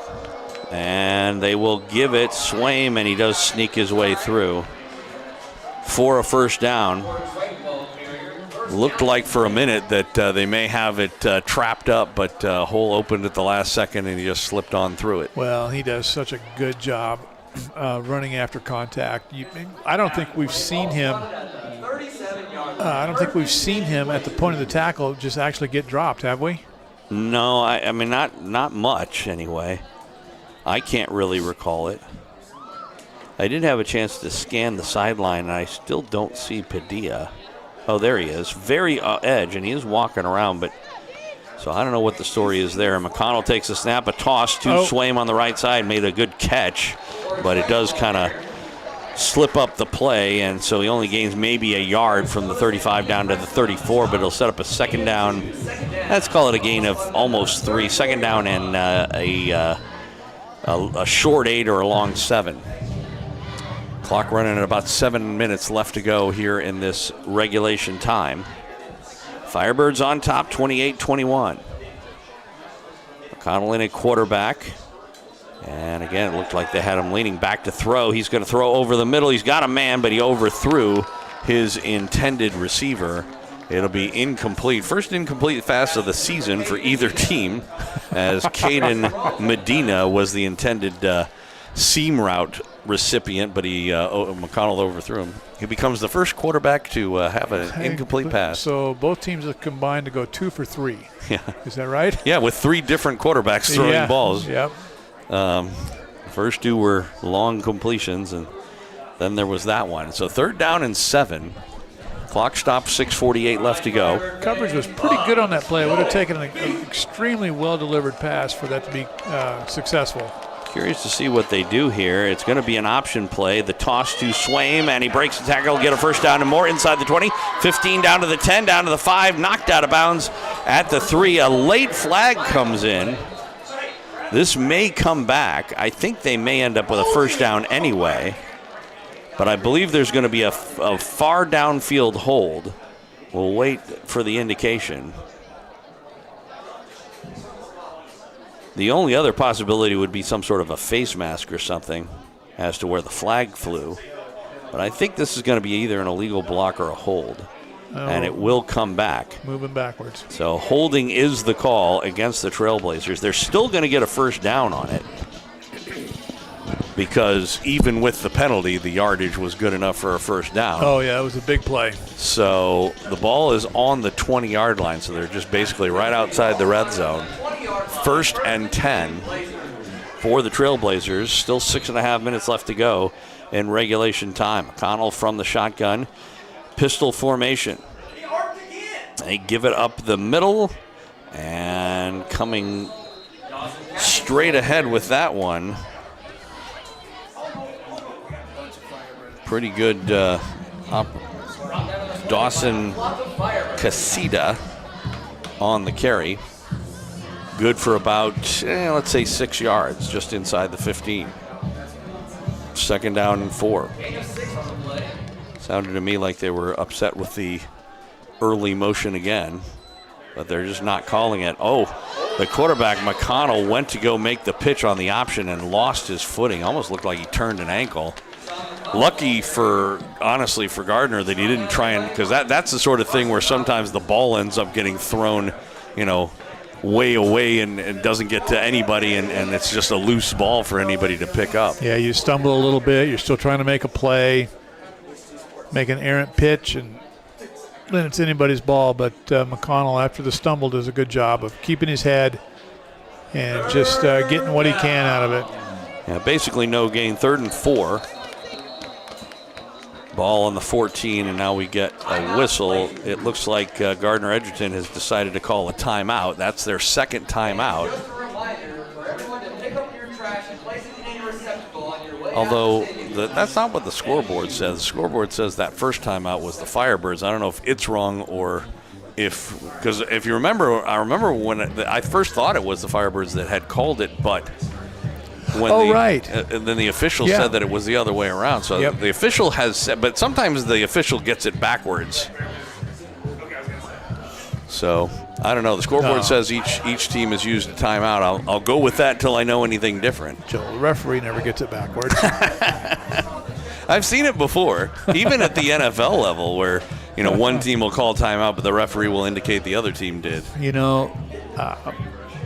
They have a hard job. I think they have a hard job, and the longer I've gone on as a coach, or in this case, being fortunate enough to join you guys on the radio, I think I've developed a greater understanding and empathy for the officials. No doubt.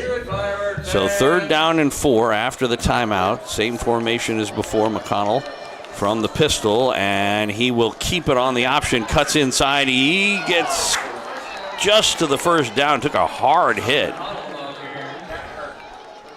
But I believe he's got enough, and it'll be 1st down and goal. And was that Brittingham who came up?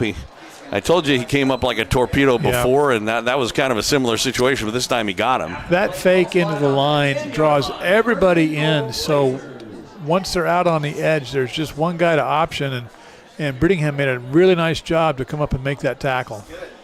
Unfortunately for the Firebirds, he still got the first down to give up the middle, inside the 5, down to about the 1-yard line. Once again, that is Casita on the carry. And And it's going to be 2nd down and goal from now the 1-yard line. Clock is running with 4:40 left to go. Well, if you're Gardner-Edgerton and you score a touchdown here, do you just kick the extra point, or do you think about going for 2? Oh, boy. I had that had entered my mind until you brought it up. Bull formation and straight up the middle, McConnell, and touchdown. Didn't even need the tush push on that one. A real good push by their offensive line, and really no chance for the Firebirds. And we're 1 point away from another tie ball game, potentially off the foot of Honey.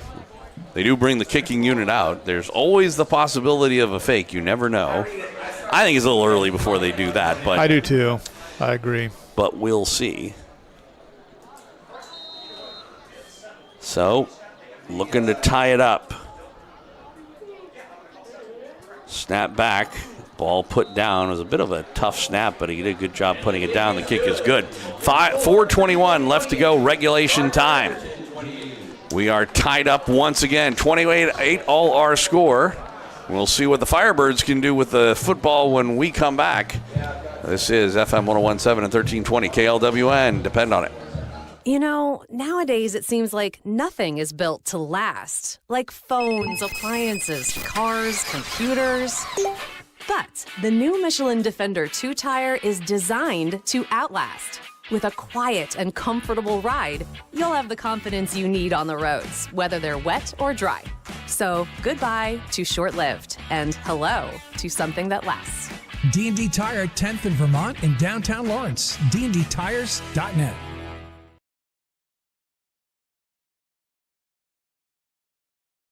KLWN Lawrence, K269GP Lawrence. Your home for the Jayhawks, Lions, and Firebirds is FM 101.7 and 1320 KLWN. Depend on it. Looking back out to Free State High School, Joel Becker, Craig Hershiser. Opening week of the 2025 Class 6A Acacia football season. And the 2-time defending champions from Gardner-Edgerton here at Free State. And the Firebirds knotted up at 28. Honey from the middle of the field kicks it down the middle and all the way into the end zone for a touchback. Not taking any chances are the Trailblazers, and some of the worst field position for the Firebirds. They've had twice where they've started from around the 20 and once when they started from their own 9. That was the only time they didn't score on a drive was when they started from their own 9. So we'll see. Although, as you said before, that we're really in the situation we are right now only because Gardner-Edgerton made a foolish play, a penalty, unsportsmanlike. Because without it, the Firebirds would have been 3rd and 9. Yep. But instead, they got a first down and quickly scored a touchdown. That was right at the beginning of the quarter, which amazingly was 7.5 minutes ago. Finmore out there from the shotgun. Man in motion, he'll roll to the left side, and he's going to keep it on the option. Pushes his way forward all the way to the 24. He had contact at like the 22, and just, as has been the case for quite a bit of this game, won't be denied and gets extra yardage. So basically a speed option there. There was no fake into the line or anything. It was just take the snap, and the quarterback and the running back both go out on the option play. So I thought Edgerton had it pretty well bottled up. Finmore does a nice job to get 4 yards out of it. Yeah, ends up being a decent first down play. Yep. They got Twins on the left, one man way wide out on the right side. Only seen one pass by the Firebirds in this entire game. Moore fakes, now he'll come up the middle looking for a hole. He gets hit again right behind the line, was able to get an extra 2 yards, so he'll get positive yardage up to the 26. It's only a gain of 2, but it sets up a 3rd down and 4. 3:17 and counting. Now the Firebirds can certainly not afford to go 3 and out here. This is a big conversion here. Yeah, they need a first down basically on this play. Yeah, because this is not 4 down territory. No, you don't go for it on your own 28 or cannot whatever. go for it here. So Twins are out to the right side this time. Brittingham will get the call. He's hit at the line, bounces off, but they won't let him go. He's going to get knocked back for a loss. They may give him forward progress to the original line of scrimmage, but it's going to be 4th down. And a big stop by the Trailblazers defense here. So we're going to see Free State's first punt. Well, maybe, maybe not. They haven't brought anybody on now. Not sure who their punter is. It could be Finn Moore punts, but they haven't brought out a new team in. Boy, it's a huge chance to go for it on 4th down and 5 from the 25. You could see a pooch. They could try and draw him off sides and call a timeout. That may be what they are doing. Yep. And that is indeed what's happening. The Firebirds will call a timeout with 1:53 left to go. Let as much of the clock tick off before they kick the ball away. Boy, it's amazing how this game is going in terms of, you always doing what we do. You can't help but kind of think about what could happen. You sort of look ahead, and this is a game that the Firebirds have been leading the whole way, at one point up by 2 touchdowns. Yep. But they're in a position right now where with less than 2 minutes to go in the regulation time, they may be staring at a situation where the other team has the ball and the possibility to just go down the field and win it at the very end. You hope that doesn't happen, obviously, if you're a Firebird fan, but that would be the shame situation that could unfold. We'll see. So critical moments in the game. That touchdown at the end of the second quarter for Gardner-Edgerton coming as quickly as it did. Now, when you look back on it, such a huge, wow, what are we doing here? Yeah, they still have the offense out on the field. Look at this. Now, they still could kick it.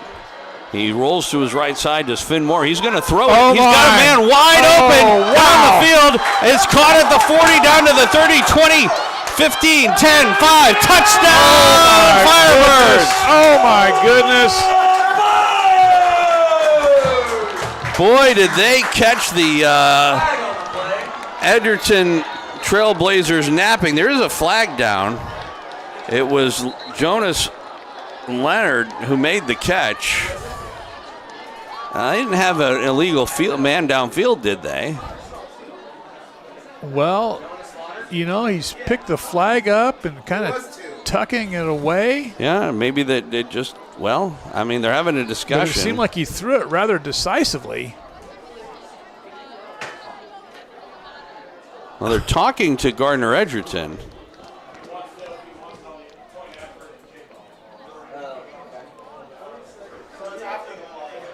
It must be a post-play penalty, like maybe a celebration type situation. Forced on the kickoff. Yeah, that's what it's got to be. The touchdown will count. Holy cow. So the touchdown counts. It is an unsportsmanlike conduct or, celebrated type penalty against the Firebirds. They're going to enforce it on the kickoff, which does make a difference here. With 1:40 left to go, the Firebirds still have an extra point to go. 34-28 is the score at the moment, but they could make it 35. But if they enforce it, it's interesting. That's an interesting call as to what they're going to do here, because if it were me, I would seriously think about taking that 15-yard penalty on the extra point, put in a situation where if we score a touchdown, we win. If I'm Gardner-Edgerton, I'm saying. Right. Because would this kicker be able to kick a 35-yard extra point? I don't know. But they're instead going to take the 15 yards and hopefully give themselves a shorter field, apparently. Wow. Boy, what a call. 4th and 5. They go for it. I think everybody still thought that Moore was going to pooch kick it or something like that, but instead he went to throw, and boy, did Edgerton get caught napping on that one. There was nobody anywhere around it. The kick is up, and it is good. 1:40 left to go, regulation time. The Firebirds, who again have yet to ever trail in this game, now lead it once again by 7, 35-28. Kickoff coming up after this on FM 101.7 and 1320 KLWN. Depend on it. Brian Haney here with my good buddy Matt Llewellyn of the 23rd Street Brewery. KU football is back, and specifically back in Lawrence. That's got to be great for you, Matt. It is so awesome, Brian. I'm so excited that they're back in Lawrence this year, and we've got all kinds of great things coming at the brewery. We've got brunch now, and we're going to open early for all the games, 9 o'clock every Saturday and Sunday. 23rd Street Brewery's open. We've got brunch, but then we've got our regular items too, so come join us at 23rd Street Brewery. Always a fan favorite, the 23rd Street Brewery, Clinton Parkway and Cassold in Lawrence. Your home for the Jayhawks, Lions, and Firebirds is FM 101.7 and 1320 KLWN. Depend on it. Back live at Free State High School, Joel Becker and Craig Hershiser. What an entertaining game this has been. Oh my. Whatever happens in it. I tell you what, you're going to be working with Nick Springer most of this season. And he couldn't come today because of the Chiefs playing, and I got to say, it serves him right. He's missing a good game. So, Joel, 4th and 5. They call a timeout after trying to, lure Gardner-Edgerton and jumping off sides. They don't do it, so they call timeout. Now they go for it. They roll him to the right. I guarantee you, everybody in the stands is thinking, what in the world are you doing?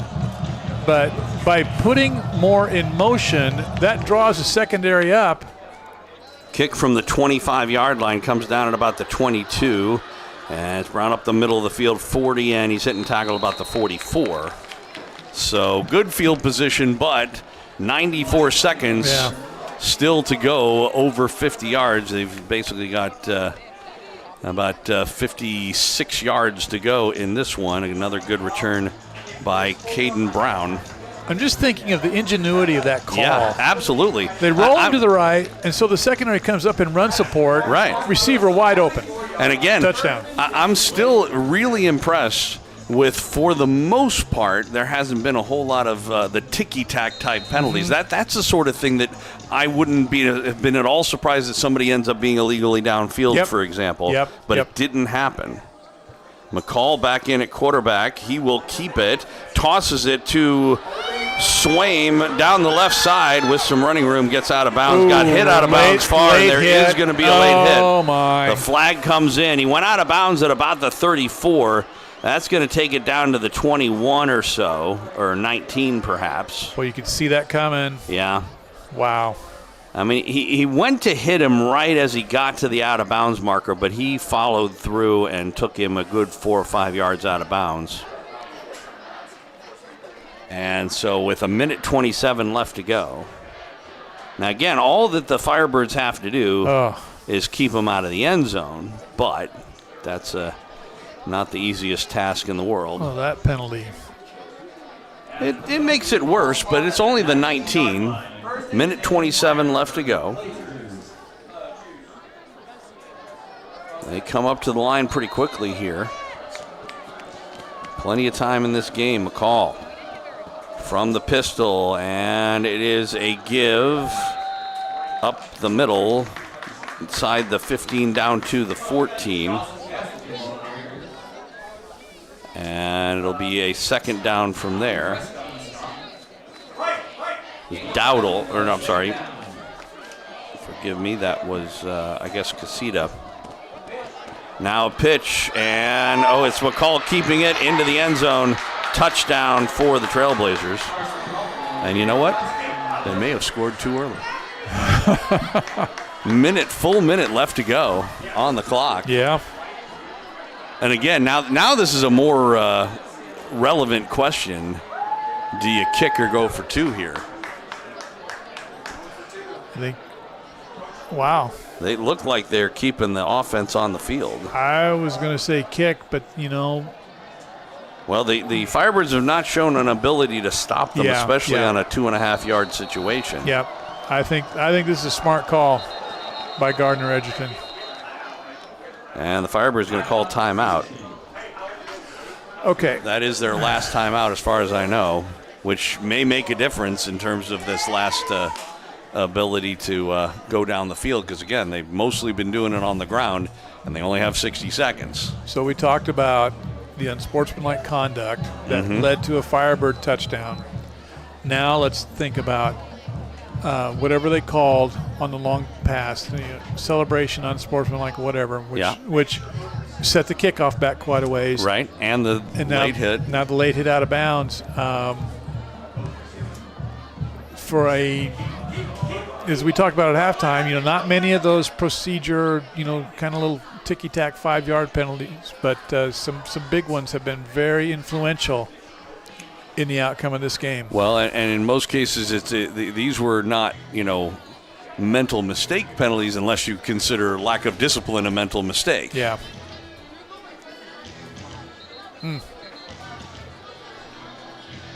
But we will see. It's a big situation. I tell you what, if they can stop them here, then basically you force an onside kick at that point.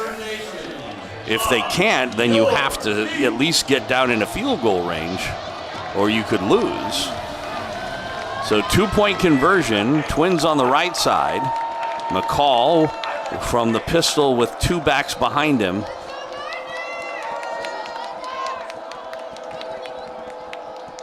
They'll look over toward the sideline, and it looks like it's now Edgerton that's going to call the timeout. So Gardner-Edgerton calls a timeout, and they'll figure out what they want. I guess they wanted to see what kind of defense the Firebirds came out in, and now they'll figure out what they want to do. But could you imagine if after all this they send the kicking team out and just kick them?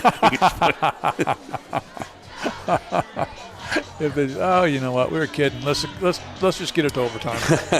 Well, it is interesting though. With all of this, that in terms of what does this tell you about the the psyche of the coaching staff? Yep. Of saying, boy, we better just go for 2 right here. Well, it does give you an indication that they don't necessarily think they can stop the Firebirds' offense. Kevin Stewart shoved all of his chips in the middle of the table on that 4th and 5. Yeah. So now, what's the coaching staff for Gardner-Edgerton do? There they are. They're lining up for 2. So this time they come out with receivers on either side. That's interesting. McCall from the pistol for the 2-point conversion. Again, they'll look over toward the sideline. H-back is on the right.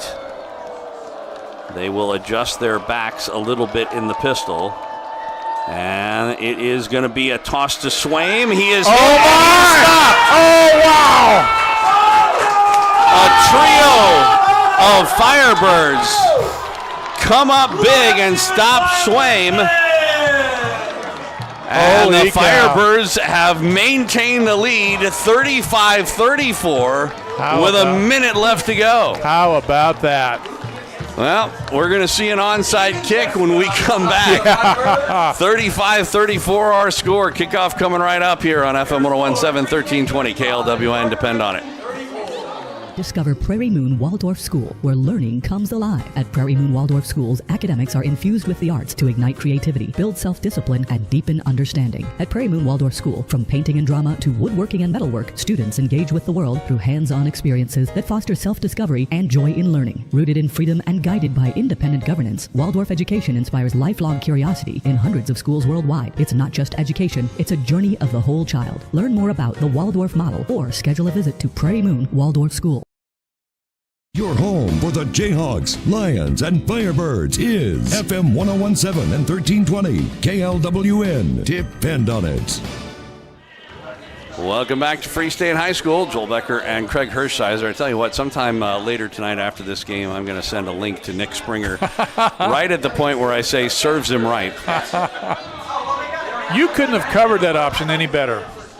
Onside kick presumably is coming up. Hands team out for the Firebirds. Honey has the ball in the middle of the field. He will kick it. It's going to go short, and there's a flag down for presumably an offsides. Now, I'm not totally sure the high school rules, but I'm pretty sure because that play never was allowed to develop, they'll just move them back 5 yards it was an offside call, and they'll make him kick it again. The funny thing is sometimes in those situations you lose your opportunity, but they're still going to have a chance to do this kick. It's unfortunate for the Firebirds because that one was never going to make it 10 yards. No, not at all. So he's going to get another chance to kick it here from the 35, still at the middle of the field. And Honey approaches. This time it will go, and it is taken by the Firebirds and down at the 48-yard line. So Free State should be able to kneel it out here and finish it off. Gardner-Edgerton does have one timeout left, but there's no reason why they shouldn't be able to just victory it up here and come away with the biggest upset of the year. Yeah. Yep. So, okay, so now I'm thinking about when fall practice starts. Who would have thought that you would have needed to spend time in onside kick formation and also covering an onside kick in the first game? Yeah. Man. Well, especially against Gardner-Edgerton with less than a minute to go. Yeah, in all your preparation to get ready for the first game, to think about that scenario. Victory formation for the Firebirds, 58 seconds, Finmore under center. He'll take the snap and take an E. And the clock will go. They'll have to snap it at least one more time, possibly two if they decide to take their time out. They may not. I don't know why they would, to be honest. Sometimes they do. Just hoping for a Herm Edwards play. Yeah. Yeah. Hey, he's the reason for victory formation. I know. Yeah.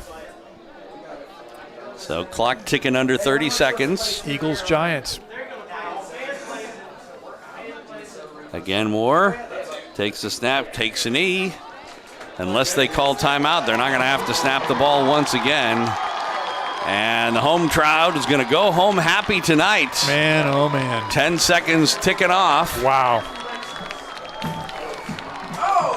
And 3, 2, 1. The defending champs have been knocked off by the Firebirds. They win their opener 35-34, the final score over the Gardner-Edgerton Trailblazers. A huge victory for Free State starting things off here in this 2025 season.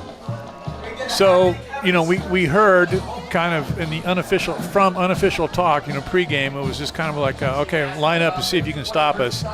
And both teams pretty much demonstrated that they could, for the most part, run their offense and run it successfully. But what a wild, wild game, 35-34, stopping Gardner-Edgerton on an option play going for two. Yeah.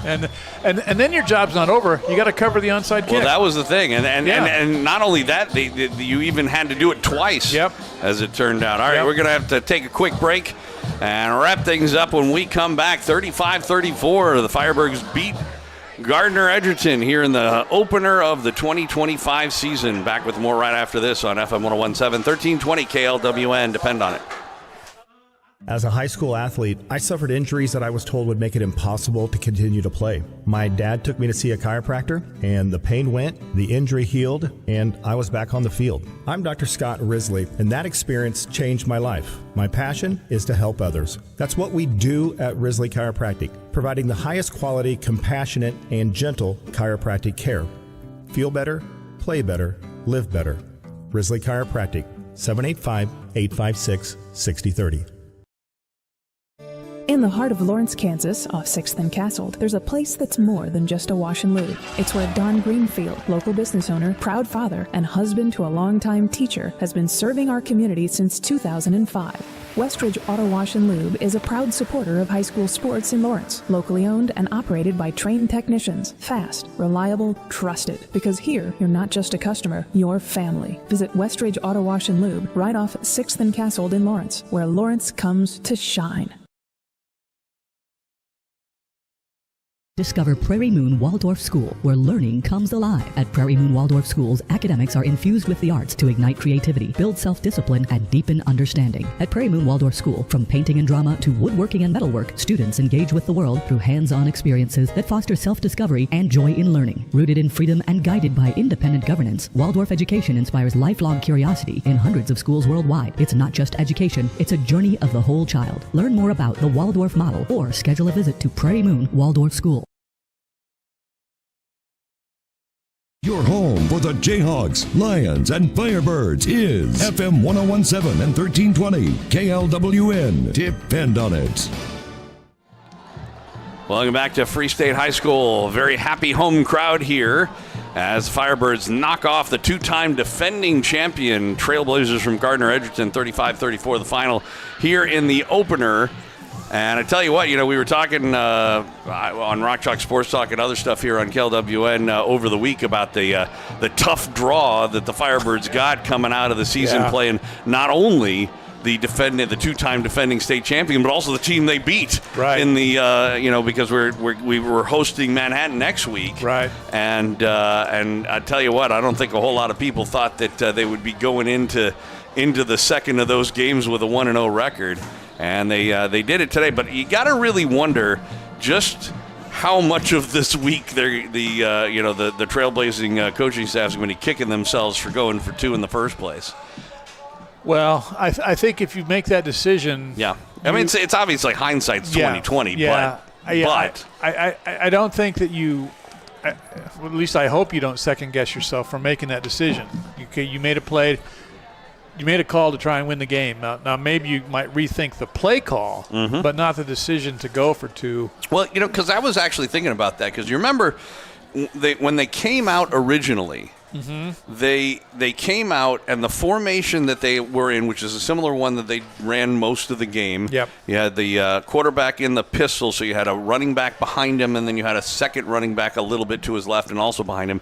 But the difference between before they called the timeout and after was before they had the timeout, they had twins on the right side. You had two receivers to the right. When they came back, one of those receivers had moved from the right to the left. So the question becomes, why did they do that? Well, they presumably saw that you had defensive backs over there, and they were covering those receivers, and they thought, because remember, the direction of the play went to that side, that strong side. And so they probably thought to themselves, if we move our receiver on the other side, that's going to take away a defender, and we'll be able to, out-block them. But in fact, the exact opposite happened. They go that direction, and there were 3 Firebirds and 0 white jerseys over there. Yeah, it seemed to me that when they came out of that different formation, that was some kind of a key to Free State. Right. They thought that that they probably had schemed it well, but as it turned out, it was the Firebirds who schemed it well. I don't think we saw that formation all night, did we? No. Yeah.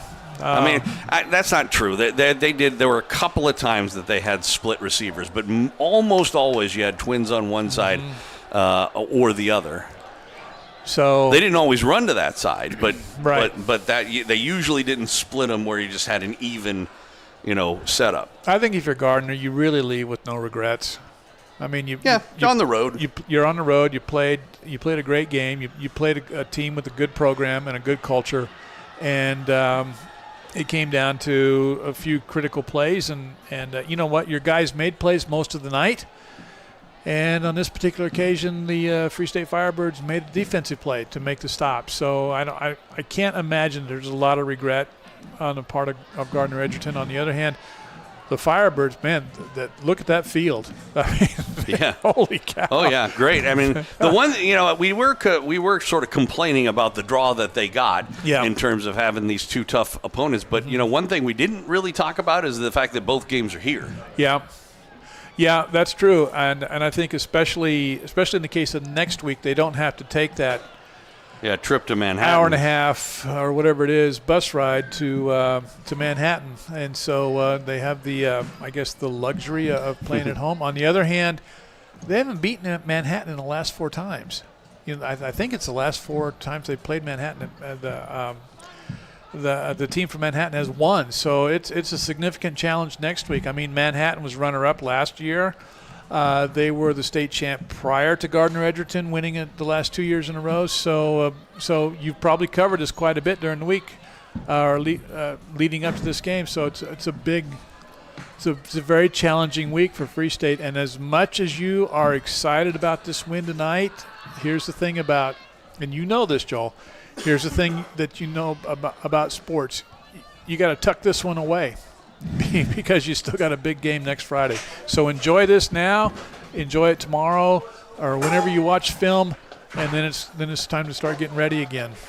I've been trying to keep an eye on what's going on down over at Seaback. The other Lawrence High School was taking on Olathe West, and they were trailing by 4. You know, in that game, they were up by 2 touchdowns, just like we were. Yep. And again, blew a second half lead. They were down 35-31 with about 20 seconds to go, but I don't know what happened at the end. If you are so inclined, you may feel free to tune in on our sister station 105.9 Kiss. It's probably over by now, but they're probably in postgame like we are. So anyway, I tell you what, it was.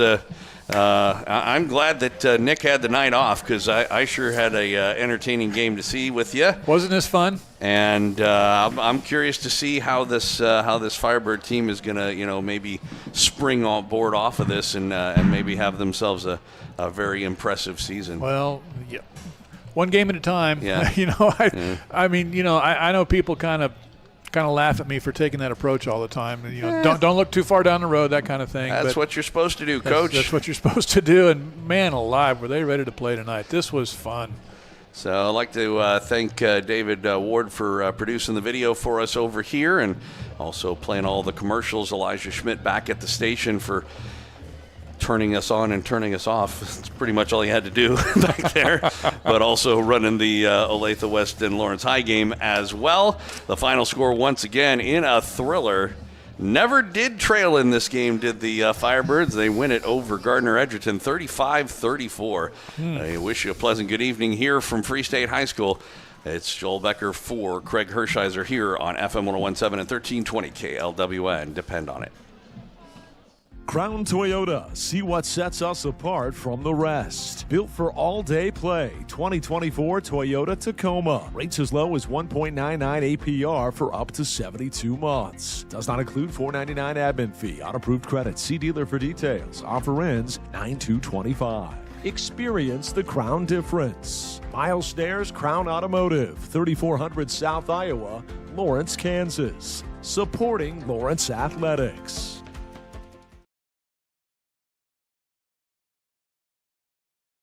30 years ago, I worked for my dad detailing Peterbilt's. I'm Aaron Rao. That's where it all started. I learned about being honest and treating people right. These are the values we continue at Bobside Auto. After 25 years of matching people their next car or truck, I know the best business is built on trust.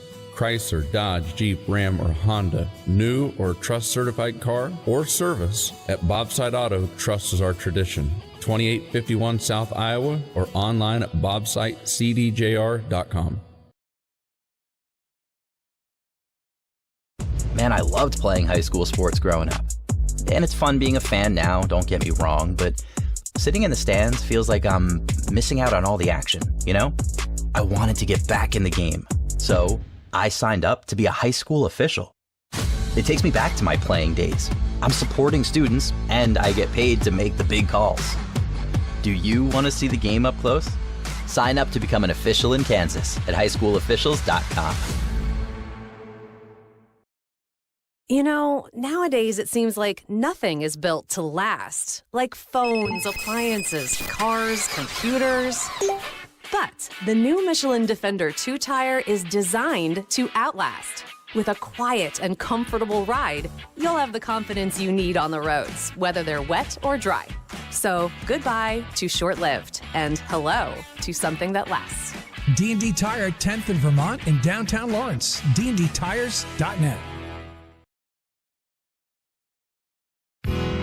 All right, I got a message for you. Radio is the way to go if you want to advertise. Targeting your customers, any shape or size. Radio is a perfect way to tell them who and where you are. They listen at work, they listen at home, and you got them in that car. You got to go with radio when you want to advertise. Here we go. Watch me now. Hard rock and soft rock and easy listening too. Up and down the dialer formats just for you. Country, classic, talk, and gospel stations. Every market across the land has got a station for your situation. The cost is low, and radio is theater of the mind. You can present your information with imagination. If you want to get your message across the airways with radio. Call them. They will come right over. Remember, you got to go with radio when you want to advertise. There are lots of stations just your size.